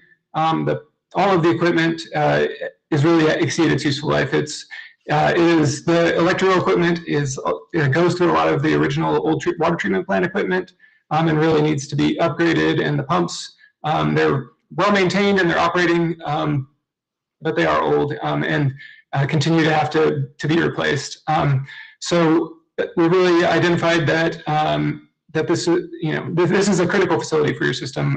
Because it's so flat, the pumps are what pressurize your system. And while you have La Boucherie, a secondary pump station, as a backup, this really is your primary pump station, and it's really critical for this to maintain pressure and to maintain operation. So we identified this as the highest priority to upgrade this pump station to make sure that your system remains effective and reliable for the foreseeable future. On the other end of the same site, your water treatment plant is in great condition. It's nearly brand new, and it's operated and maintained very well. We did identify some projects there that really are more they're small in cost and just to improve operations, to make it more usable, and to improve the capacity. There's a couple of small areas in the treatment plant that can't meet full capacity if the plant was operating at that. It doesn't need to at this point, but we did identify those projects that would be good. Again, small dollar amount, but good upgrades to the plant to make it fully functional and make it easier for the team to operate and maintain it. The other major facility is the La Boucherie pump station, and it has both the pump station and a reservoir there. It's in good condition. It is also nearing the end of its useful life, but it's not there yet. But just noting that it is in good condition, but is as you get to the second half of the CIP, they were identified as projects that you'd need to also be replacing and upgrading the La Boucherie site as well. So just something to plan for. So moving on to the condition assessment of the pipelines of the distribution system. On the left, you can see a figure that's color-coded, for red being pipes that have already exceeded their useful life. So we took your full distribution system and evaluated the pipes based on material and age. Different pipe, there's several different materials of pipeline in your distribution system, and they all have different expected lifetimes. And so we just determined identified the life expectancy for each material, and then color-coded it here. Red being pipelines that really have met their useful life and should be a higher priority. And then orange are pipes that should be replaced in the next 10 years, and then yellow is in the next 20. So just kind of a nice visual for you guys to see where the high priority projects are. And we highlighted two on there. If you can see, there's two pipelines that are bubbled. And those are the two age projects that we recommended as high priority. Those are your main lines, a 24-inch, I believe, but they're your main pipelines coming from your water treatment plant and into your distribution system, and are getting old and really have met their useful life. So those were the two projects that two pipelines alignments that we identified as the highest priority. There's several more you'll see later, but just highlighting the ones that were critical to your operations and critical in high priority projects.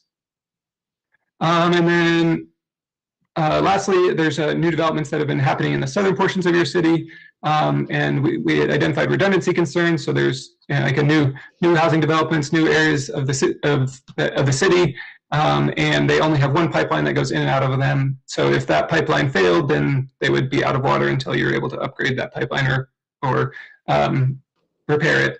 And so that is a concern, and so we identified some projects to provide redundancy to those areas, so that there's two ways in instead of one, so that if there's a failure, that you would have a backup and water pressure would be maintained in there for the system or for that area until the city was able to repair it.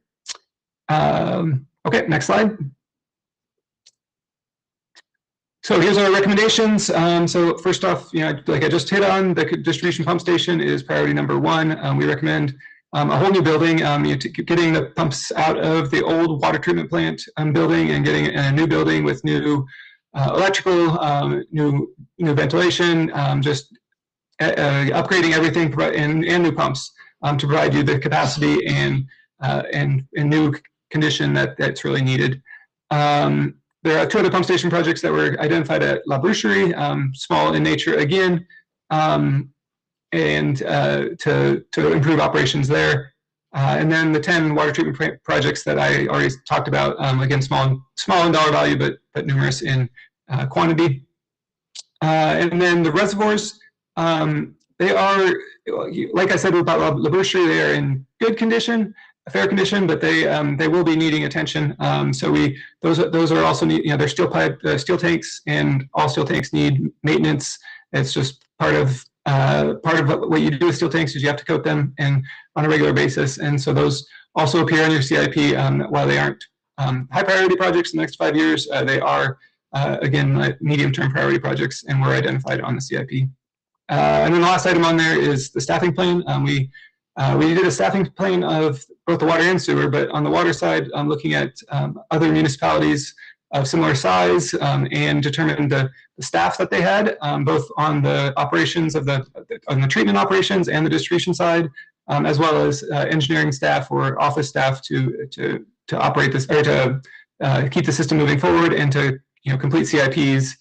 And we provided recommendations there in that plan for recommended staff sizes. Probably most notable, there's several that need to be added, and that can be discussed later, but if you want to move forward with these CIPs, additional engineering and admin staff would be necessary for you guys to be able to execute the level of CIPs that are being recommended. And then on the pipeline side, this is a map showing all the pipelines. They're color-coded again by priority. Red high, yellow medium, and blue is low priority. So those are ones that would be closer to the 20-year mark. And then they're also in buckets based on age, redundancy, and fire flow need. So I haven't really touched on fire flow yet, but what we also did as part of the capacity analysis we did for the pipelines, we did the model that Elizabeth mentioned. We updated it and modeled capacity of the system, both for fire flow and normal operations, and identified some areas where where projects would be helpful to improve fire flow to different areas of the city. So the fire flow projects are pipelines that are we also that are both usually nearing the end of their useful life because they're smaller diameter pipes that are older. So upsizing them to improve fire flow and to upgrade aging pipelines. So there were 17 pipeline projects in all, and they were kind of spread pretty evenly over the full 20 years. Okay, I think it's back to you now, Elizabeth, to cover the sewer. Yep, thank you. All right, so as I mentioned, we did both, capacity evaluation and condition evaluation. And on the capacity side, generally we found in the sewer pipelines that were included in the hydraulic model, we found them doing quite well on the capacity with regard to capacity. We did find one area that appears to be having some inflow and infiltration during wet weather, which means that rainwater is getting into the system. So we did make a recommendation for trying to identify where that rainwater is getting in, so you can tighten up the system so that you no longer have a capacity issue there. And then there was another project just kind of improving the configuration of a certain portion of the system before it flows into the main lift station.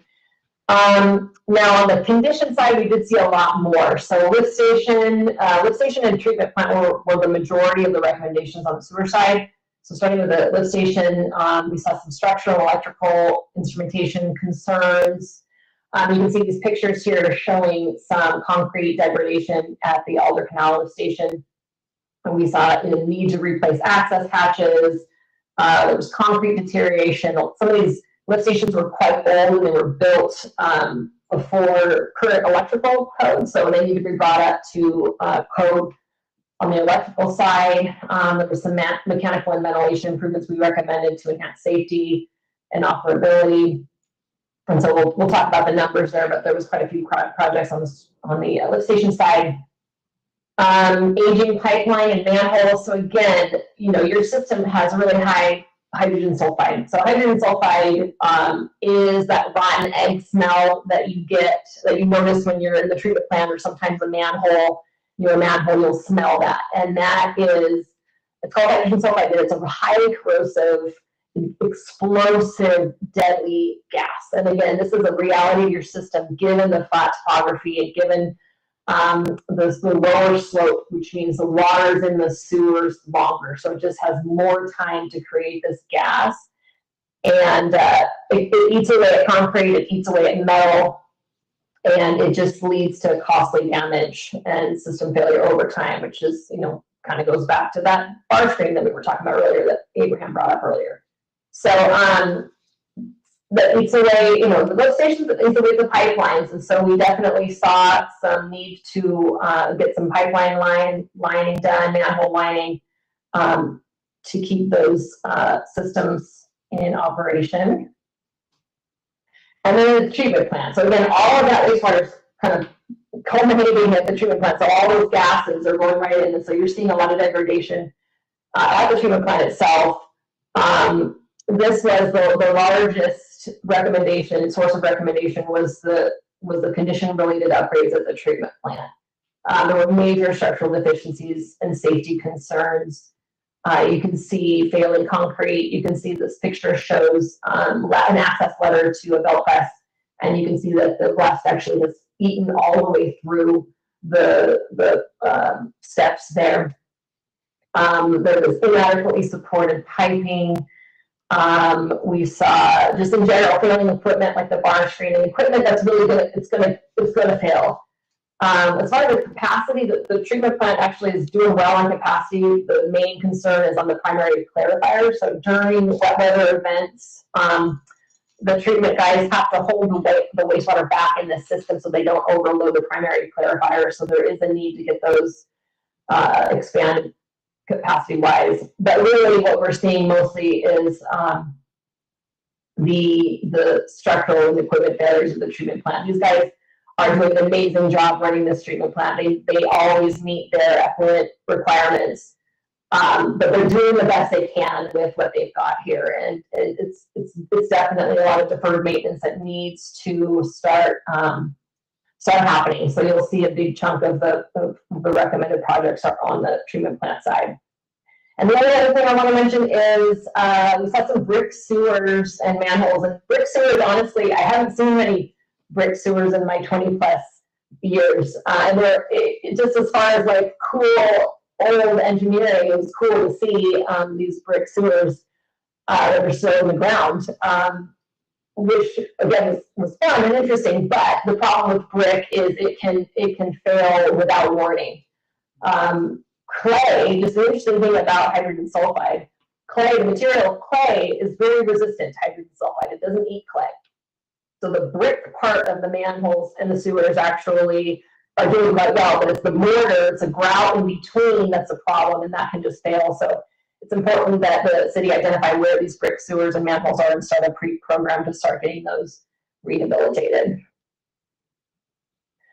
All right, just an overview of findings on the sewer side. We had 2 capacity-related projects that I mentioned, 20 different lift station condition-related projects, 2 pipeline rehabs projects. So there's a group of pipelines that need lining and some point repairs, and then we recommended an ongoing pipeline rehab. So just that you have money every year that's going towards rehabilitating your gravity pipelines. Same thing on the manhole side, making sure we've got 11 manholes we're recommending for lining, and again, an ongoing manhole rehab, because manhole failures happen pretty commonly in your system just because of the high hydrogen sulfide. Like, it's just really a corrosive environment. So keeping that program going is to the benefit of the system. And it's also compliant with the SSMP, the Sanitary Sewer Management Plan. It's a requirement of the state now. The state now requires condition assessment to be included. I think I mentioned that earlier as part of the master plan. So this would be really supportive of compliance with those regulations. 9 different wastewater treatment plant condition-related projects. We'll talk about more, and then the additional staffing. So with the staffing plan on the sewer side, less requirements, only 1 recommended on the treatment plant side, and 2 to 3 on the underground utilities side. All right, so let's get into the numbers. So here is just a total summation of everything. So keep in mind, this is going to be spaced over 20 years, but I wanted to just show you like a summary of what we were looking at here. So these are project costs in $2025. You can see the groupings of how these broke out. So on the water side, it's about 77 million. On the sewer side, 92.5 million. The total almost $170 million worth of improvements recommended. So obviously, it's a lot of money. And that's why it's being planned over 20 years. And keep in mind, these are total project costs, so these account for planning, design, engineering, environmental, constructions, all wrapped into these costs. And we're going to get into a minute how we phase them. So the first 5 years is where we have the highest priority. So the highest risk, most efficient projects are recommended in the first 5 years, and then we kind of phase them out over 20 based on reducing risk. So here's what you see. Just looking at the first 5 years, it was too hard to get a 20-year table on here. But showing the first 5 years, on the water side, you have about 21.5 million in the first 5 years. On the water side, you have about 35.5 million on the first 5 years on the sewer side. And so Greg will talk about the water, but what I want to note on the sewer is you can see the majority of the costs on the treatment plant side. So year 1 is, what you start, all these projects require a design. So year 1 is a focus on design, and then you start getting into construction in subsequent years. So you see the 7 million in year 2, 5 million in year 3, right? So there's some big cost expenditures on the treatment plant side, and then on the lift station side, from the sewer system, getting into year 3, 4, and 5, we're getting the multi-millions on those recommendations.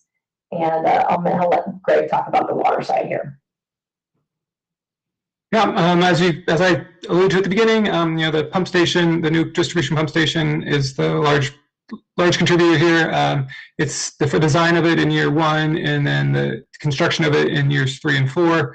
It'll be a big project, but highest priority to get going immediately. And we expect the design would take at least a year. So we space it out years 3 and 4 to give the design time to get done, and then 2 years of construction. Then the other large majority is the pipelines that I discussed, also noted. So you have the couple of pipeline projects there to kind of round out the first 5 years of the CIP, the high priority pipeline projects. And then just a running valve maintenance amount there, just because there are a lot of inoperable valves or valves that need attention in your system. And so just taking those out, some each year to address your valves is important, kind of similar to the rehab that Elizabeth talked about a minute ago. Okay, so the CIP, as we've talked about, that was the first step of this was the master plan and coming up with the CIP and developing those, and then running concurrent with that has been Raftelis doing the rate study analysis.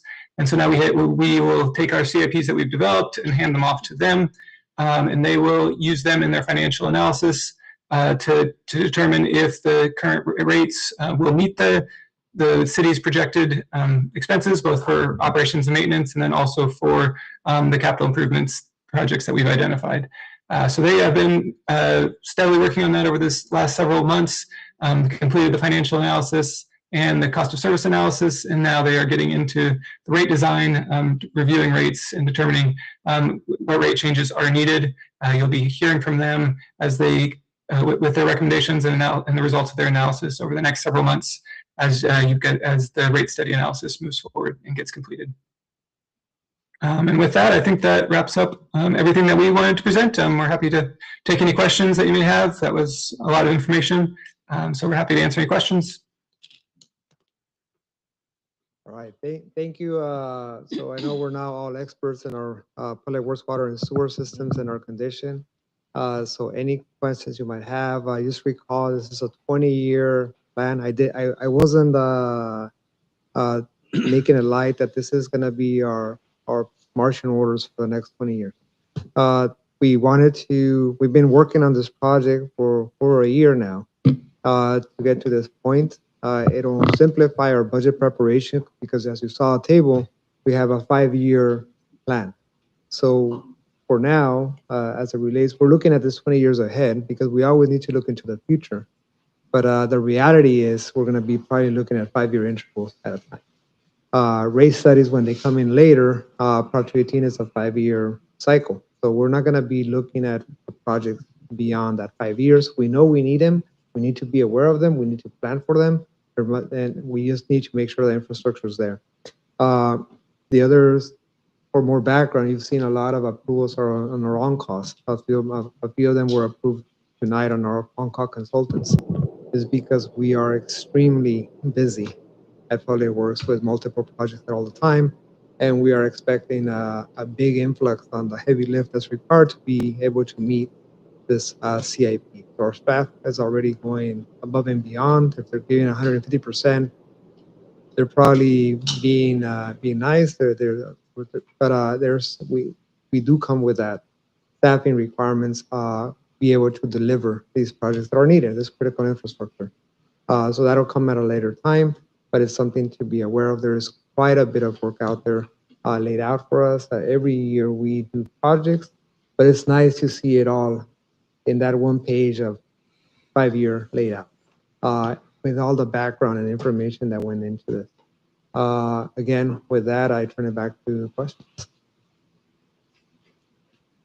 Last question. Yeah, a slide back, you had your sort of a schedule on rates. There was a rate determination and rate, and then the last one was rate adoption. Mm-hmm. The rate design back there, yeah. The rate design is what's next. Mm-hmm. Can you explain that, Abram? Yeah, so tonight we're strictly speaking about approving the plan. Basically, Yes. this is the fact, this is what Yes. we need. Yes. Once that's approved, we transfer that to a consultant. That's the next step, which is still under the duty contract. Their native contract that there is Rafaelis is the consultant that's looking at the design.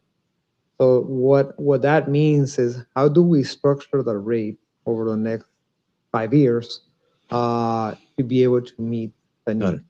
Or is there a need to do a bond or not? Do we front load the rate increase at the start and taper it later, or we start with a small rate and taper it up? Mm-hmm. Do we keep it the same? Basically, that's what it discussed. So we're in that process of what's best in terms of rates to fit the proposed schedule. We don't have that to present yet. Sure. But that's coming up in the next couple of months.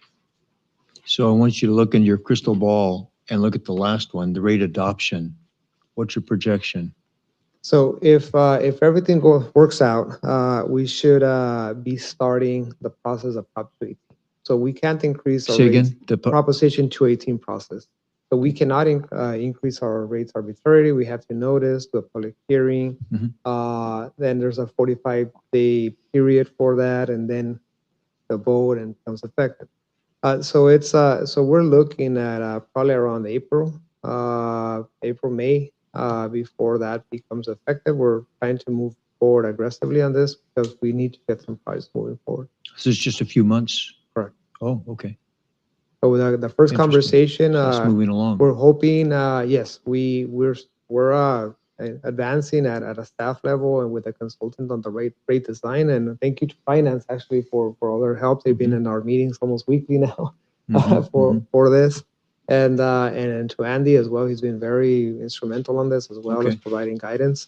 And we should have something to present to council or to committees in the next month or so. Oh, soon. Okay, thank you. For direction. Yeah, thank you. I just want to clarify, my understanding that that there more than likely will be increases. The way it's looking more than likely, it's obviously council's choice. Not having an increase, we haven't had one since it was approved, I think, in 2012 over 5 years.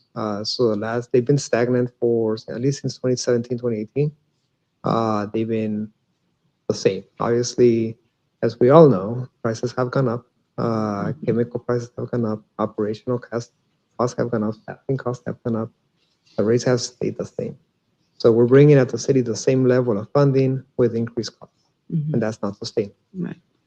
So they're very likely there will be a rate increase, or if you decide not to increase it, then there's a cost to the infrastructure and the staffing. So, And Abraham, I was looking at the, and correct me if I'm wrong, because it was a lot of information. there's a lot of information. The staffing, Mhm. was I correct in just seeing one and the wastewater? On the treatment? plant, yes, on the treatment plant, it looks like it's adequately staffed, only one. Where we're seeing a shortfall is on the collection side. So, and when you look at the budget, is we have the water, let's say the wastewater enterprise fund, and there's at least two major branches to that. One is the treatment of the wastewater, and the other one is the collection of the sewer system. So basically, the treatment plant, and then what's on the streets, the collection side. Where we have a bigger need right now is on the collection side, staffing. Be able to look at our sewer mains, do video on our sewer systems, our manholes to prevent collapse of sinkholes. The more that we have out there doing maintenance, the better. And right now, we're short-staffed in that area. And that's what, in addition, we're short-staffed right now, but that's going to be addressed separate to this or in addition Yes, to? these are recommendations, obviously. They'll be incorporated as part of the rate.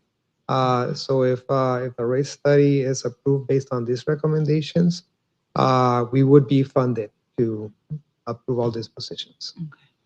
Okay, thank you. A couple questions. So part of it was to continue the operations, and then the other part of this, when we're getting to the rate study, is for the capital outlay of this. So you would say that there hasn't been any real, in the water and sewer area at least, in trash, we've seen the increases. I think that a lot of people don't indifferent between the entire thing. They just like the final bill. Yes. I think that community outreach and community feedback is going to be a huge portion of this, getting as much basic information without overdoing it. As far as one of the issues when I was listening to the entire was how we were going to do the infrastructure, the reconditioning. And I know that there was a talk about a second plant, and and it was on the opposite side, if I remember right. And then I just was wondering if it makes any sense to trying to central the location, because I would imagine building a entire new plant and having this as your secondary plant, and then allowing one to come offline when needed. So I'm not, if this is going to be a very stagey type of operation, I imagine. So was that all part of the, comparing A to B on that, or? Absolutely. I think you picked on a very good topic. Over the years, that's been discussion of potentially relocating the plant to take a better advantage of the topography and reduce the number of lift stations. So that was an item that was explored by Dudek. And it turned out that the idea was good. The reality of it is not, it doesn't help us any. So it's, we're so flat that if we move it to the other, basically to the northeast side of town, we don't gain much, and we still end up with most of with a lift station. So there's no real benefit. We have plenty of land on the current location. So there was actually a portion of the project where they designed what we could do later in that area and kind of mix it up. So I'm not sure if Elizabeth, I see you nodding. If you have anything to add on that regard. I can touch base on that because I helped with that study. So we did, as part of this, look at, would a new treatment plant make more sense? And if so, where? And we looked at both sites.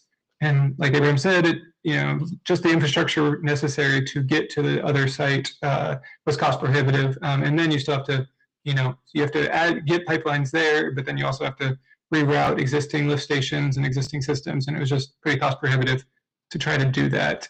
So we did look at that, put together a little write-up on that, and then we looked at what a new water treatment plant would cost. There's a water treatment plant. There's lots of ways to skin that cat, and so we looked at a few of them, the most cost-effective ones that would make most sense for El Centro, and looked at what the cost would be to just build a new treatment plant instead, and what it would look like. Like we put some example layouts in there, where that could be laid out, and then the costs for it, and the size.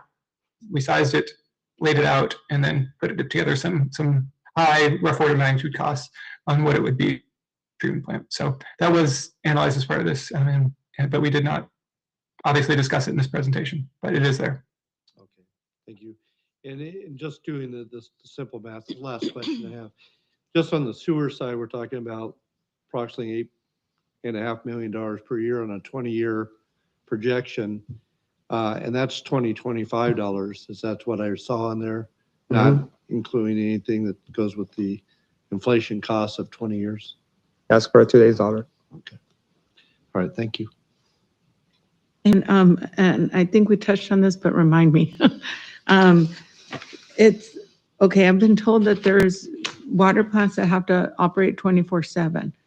We're not one of them. No, that relates to our water treatment plant, Mhm. potable water. We are not. Okay. We are one of the few, if not the last in the state. And why is that? It's the way the plant is permitted at this point. So I'm not sure if that's how long that's gonna last, but we'll see in this budget staffing allocations. If we keep under the current scenario, this is how much staff we need. If it shifts to a 16-hour, or 20-hour, or 24-hour operation, obviously the staffing increases substantially. So right now we're not anticipating that happening in the next year or two, but we don't know. Every 5 years we get our permit renewed. I think we're in year 2, if I remember correctly, more or less. So we'll know more in the next cycle of the permit renewal. And so this doesn't take any of that possibility into consideration? You'll just revise if we lose that permitting status? It's noted, and it's noted basically in the staffing level. It doesn't really change the improvements or the infrastructure. It would modify, it would increase the staffing to be able to cover multiple shifts, similar to PD, for example.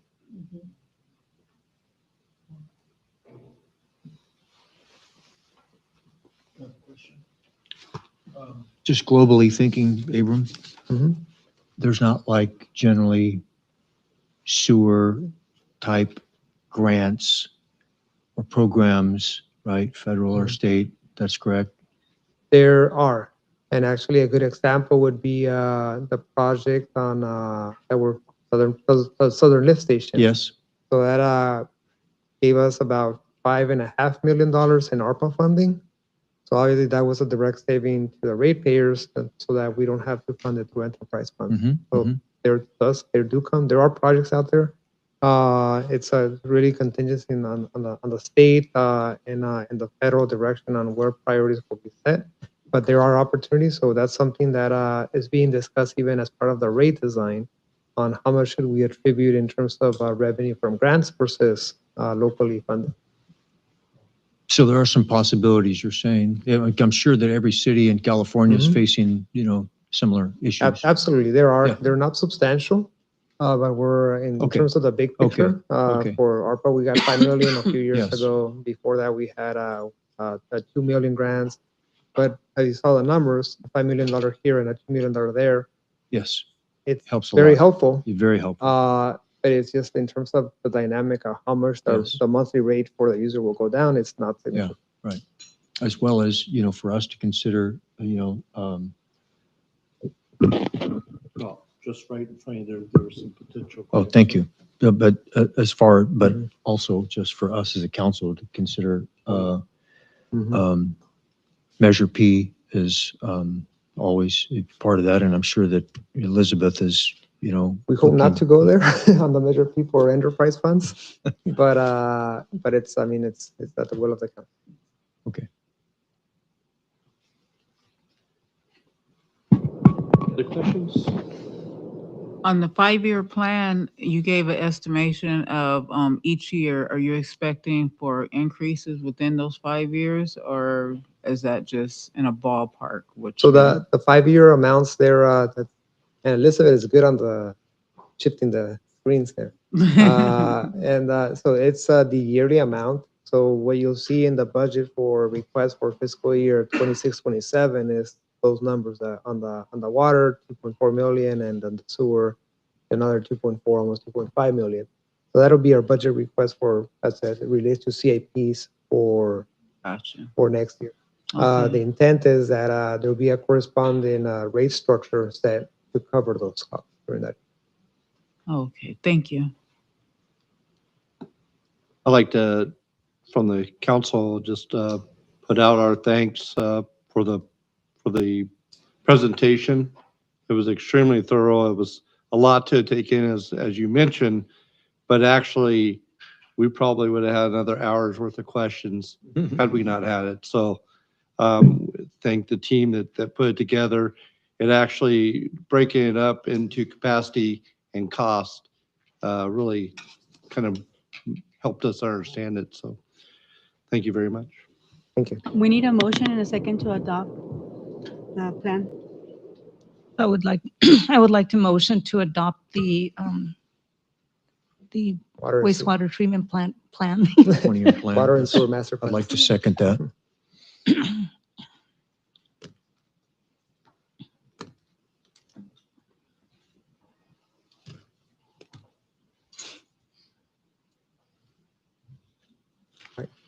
Motion passes 5-0. Thank you. We'll get to work.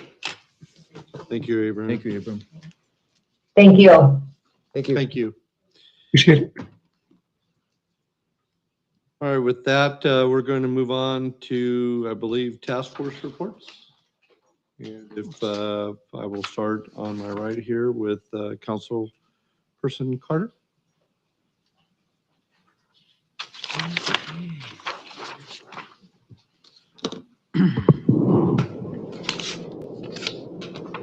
We attended the Imperial County Division Cal City meeting. Very nice meeting. It was nice to see all of our sister cities and what they have going on and hearing their accomplishments. And I'm very proud of Calapat. They have a lot going on, so pay attention. They got some big things coming up. And then I also, there was a couple of us there that attended the Martin Luther King Jr. event. That was a very nice event. They had several speakers that came out and presented that day. They gave a lot of good information. It was a very nice event. Today I was on it was a Zoom for the e-bike seminar, and they are talking about legislations that they're going to take to the state to try to get, what they're pushing for is to have parents reliable for any accidents or anything that occur of the kids that are not listening, because a lot of the kids in different cities, they're bringing their bikes to school and their e-bikes to school, and they're prohibited, but they still do it anyway. So they're partnering with the police station and they're trying to move things forward that way. So things will be coming to us as well. So that's going to be very interesting for us to keep our ears and eyes open about. And I went out to go visit different cities at like 4:30 in the morning just to see what the homeless population is about. I went out when I actually thought we were in bad shape until I drove around Calexico.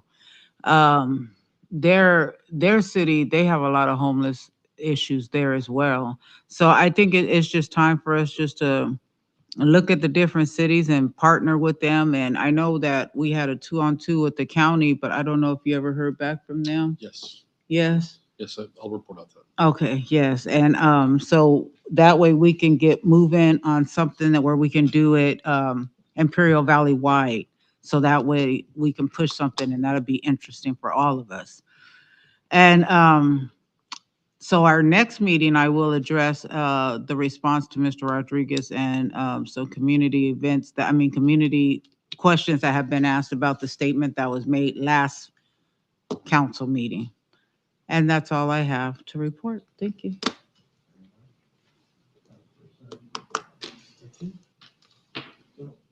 You're going this way now. I'm jumping around. You're jumping around. I'm jumping around here. All righty. So since our last meeting, we had our meeting of the Friends of the El Centro Community Services Foundation.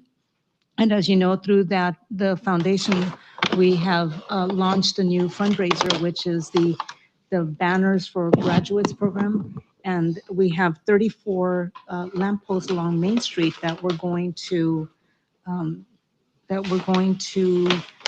sell banners, for graduates, and the qualification is any student that goes to school within the Central Union High School district. Okay, and that includes the Oasis and Phoenix schools, as well as Central Union High School and Southwest.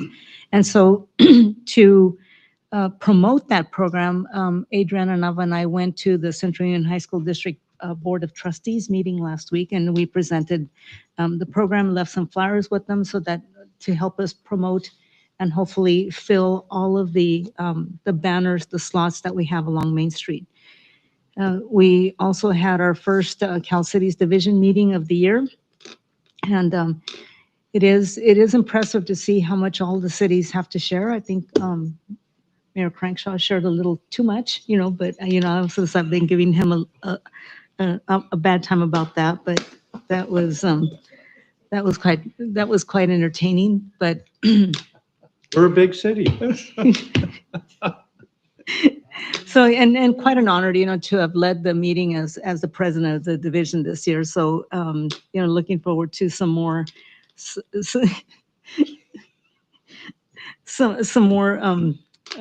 good time of, just giving you a bad time. Okay. There you go. I'm good. I too was at the Martin Luther King event yesterday, and then that was a reenactment of his "I Have a Dream" speech that is held annually at the courthouse steps. It's just like this year I was really surprised at the turnout. It's just like I've noticed that it had been dwindling, and now we're back up in attendance. So that was, and what a way to commemorate the day. Why none of us, well, hopefully most of us didn't work yesterday. So that is what's going on here. Let's see. We have our Community Enhancement Task Force meeting coming up tomorrow. I have LAFCO meeting Thursday morning, and then let's not forget the ICTC General Assembly that is also happening Thursday evening at the Old Eucalyptus. So that's it's that time of the year where we're just keeping ourselves a little too busy. So. Very good. Councilperson. Yes, so I attended several meetings, but probably the most significant meeting was the Imperial County Data Center Workshop / Town Hall. I've been to 3 of those meetings now. I know there was one by the IID, maybe 2 by IID, and this one was by the county. And it was great, very informational, very positive. The meeting started with Barry Bean, the assistant CEO, asking 2 questions. Who is here to learn more about data centers and get your questions answered? About half the room raised their hands. And the other question was, who's here, already has their mind made up, and it won't matter what they hear? And about the other half of the room raised their hands. So the meeting ensued. I'm just saying, there was a lot of really good information shared, and how profitable these data centers can be to counties and municipalities. Very profitable. And so we probably will be involved somewhere along the line, not we, but our county, somewhere along the line with the data center. It's still not, it's really going to be very helpful for our community. Then along the same lines, I just read in the Desert Review that the county has green lighted a sugarcane / ethanol industry on Keystone Road, Mesquite Lake area. And it is going to be a huge industry, again, in our county for our farmers, probably replacing the sugar beet industry. That'll be very helpful for our economy, again, county-wide.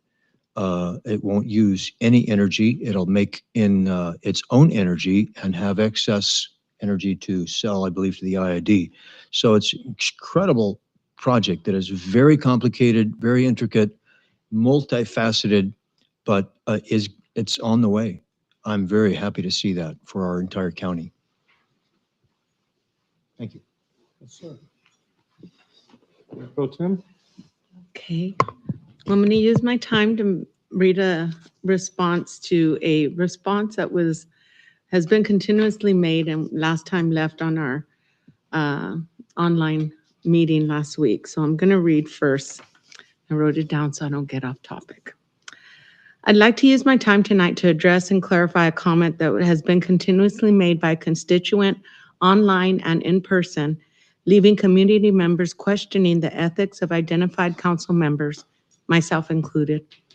I'm a strong supporter of advocacy, accountability, and freedom of speech, but I also believe when one speaks, it is vital to state the whole truth. And if one does not know the whole truth, to seek it before speaking, especially when speaking to a large audience of community members. When opinions are being made, opinions should not be declared as truth, especially when one has not done research on said topics. The repetitive comment I speak of was recently made again online during the January 6th City Council meeting by El Centro constituent Peter Rodriguez, who has made statements regarding the reservations of high-cost hotel rooms being done by or at the specific direction of myself or Council Member Sonia Carter. The latest statement read as follows: Councilwoman Sonia Carter and Claudia Camarena, what is down in dark comes out in light. No more 4:30 a night rooms for Councilwoman Claudia Camarena. This mayor going watch that travel budget. And I'm reading it exactly as it was written. I'd like to inform the community members that neither Councilmember Carter nor myself have conducted, either physically or verbally, the reservation of hotel rooms when traveling. I do not believe any council member does. That function is conducted by and at the discretion of our city clerk and the staff assistant. Our staff follows protocol that either places us in the hotel where a conference is taking place or as close as possible to the conference site, as do other cities across our state.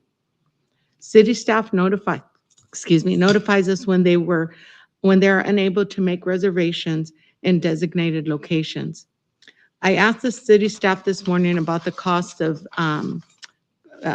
per night on the rooms for my travel for the last year and was given the following. As Mr. Rodriguez states, the 4:30, it wasn't 4:30, it was 4:53. And that was one time at the JPIA conference, and everyone paid that rate, not just El Centro, every city that attended across the state.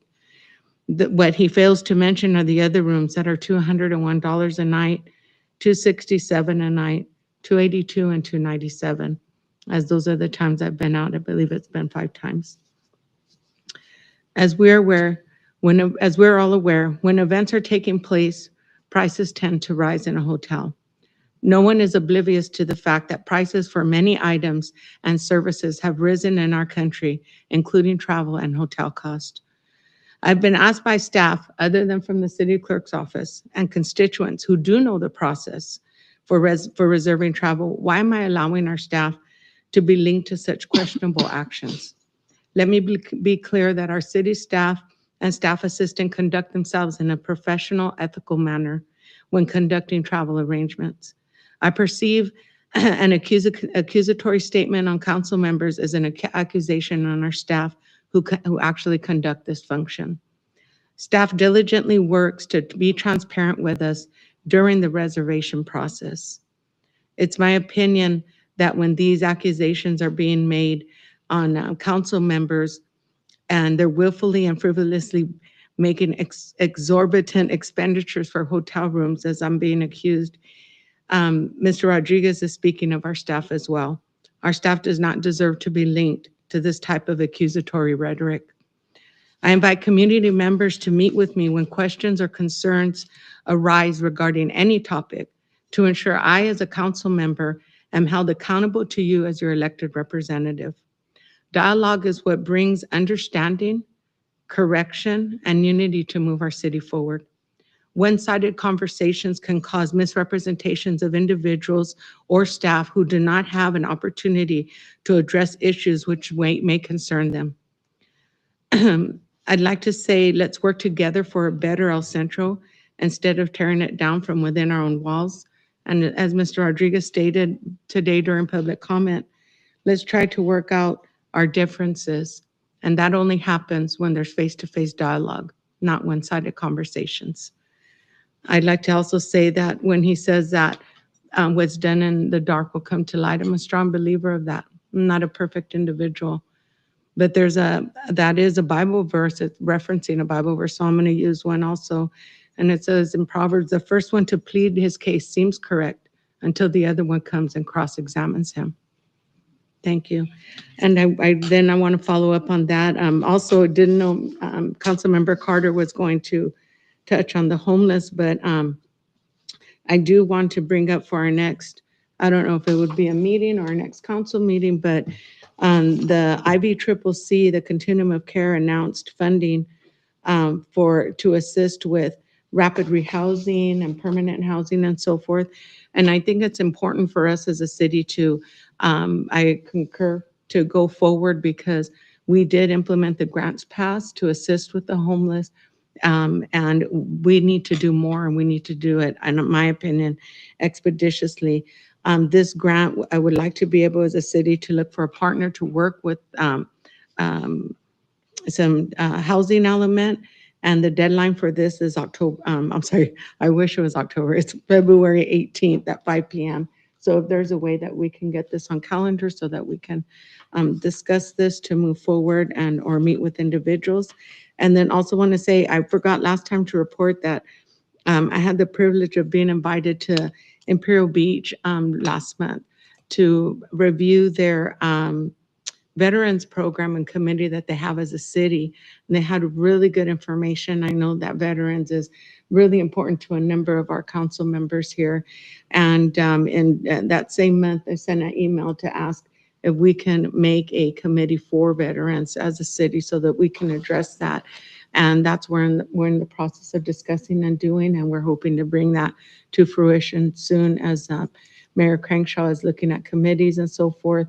I'm excited for that and that we can work alongside our veterans to ensure that they're thanked for the ultimate service that they've given our nation. Thank you. That's the end of my report. I'll keep mine short. I believe I was a complete hit at Cal Cities, regardless of my critics. No, I have a learning curve to do there. I will tell you that one of the special times and certainly one of the pleasurable things that I have while on the council is attending the swearing ins. I haven't been able to catch all of them lately, but there was a couple of council members, Cameron and Carter, and myself. Today we had a chance to, and I know that both other councils typically go to these as well, but it's the swearing in of new employees is always very special. I just like looking at them because, you know, looking from my eyes, it's, boy, you don't even know what you're getting into. And looking at it from their eyes is like, yeah, let's do this. And so it doesn't matter what department they're going in. It's the same thing. It's that eagerness, that willingness, that naiveness that makes the entire thing kind of worthwhile. So I really enjoy going to that. We do have a lot coming up. I meant a lot in the next couple of weeks on our end. And I will tell you, Councilperson Carter, that there's a lot going on over here. So I really appreciate your helping me with figuring some of these things out. And the final thing I have here is the Mardi Gras 2026 King and Queen nomination deadline has been extended. The city of El Centro has extended the deadline to submit nominations for the 2026 Mardi Gras King and Queen to January 26th. The community members are encouraged to nominate individuals who live or work in the city and have demonstrated leadership, community involvement, and a commitment to service. The King and Queen will serve as ambassadors for the celebration and participate in the official Mardi Gras event. Look on our social media pages for more information. So with that, I turn it to the city manager for the city manager's report. Thank you, Mayor. So first and foremost, I want to welcome Joanna Smith-Hoff to the team from Burke, Williams, and Sorensen. We've had some excellent legal advice in the past and looking to grow on that and build on that as a team. Burke, Williams, and Sorensen, and Joanna at the head of that.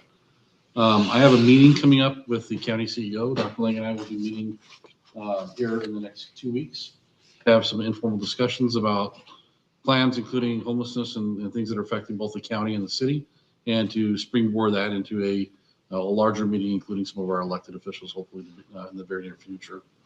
I know there's a ton of other things that I'm forgetting that are going on. We did submit 2 letters of request of support to the Assemblymember Jeff Gonzalez in his office. One was in regards to the National Guard Armory located on 4th Street, and request for assistance and maintenance of that facility. It's several years old. As you're aware, it's not always housed, so maintenance issues come from time to time. We're looking for some additional assistance in that regard. And then also there's some property that belongs to the state of California that we're looking to potentially have donated to the city for purposes of housing, and with some specific requirements for low income and rapid rehousing. So those are things that we're in the weeds on. I would really want to thank Mario Renteria for stepping in last week and helping me carry that one across the line, along with Adriana and Abraham and Angel for identifying the projects and bringing those forward. So great team effort there. Mario kind of saved my bacon last week, and I appreciate that. But great ideas, great projects moving forward, and more to come. That's all I have. Thank you. Yeah, I'm not sure about Mario there. He gave me 6 pages to read at that thing. So now you're blaming Mario? Of course I am. Small print. Oh, yeah, and number 8 font, I think so. All right, with that, this meeting, it's 8:28. This meeting is adjourned. Oh, yeah.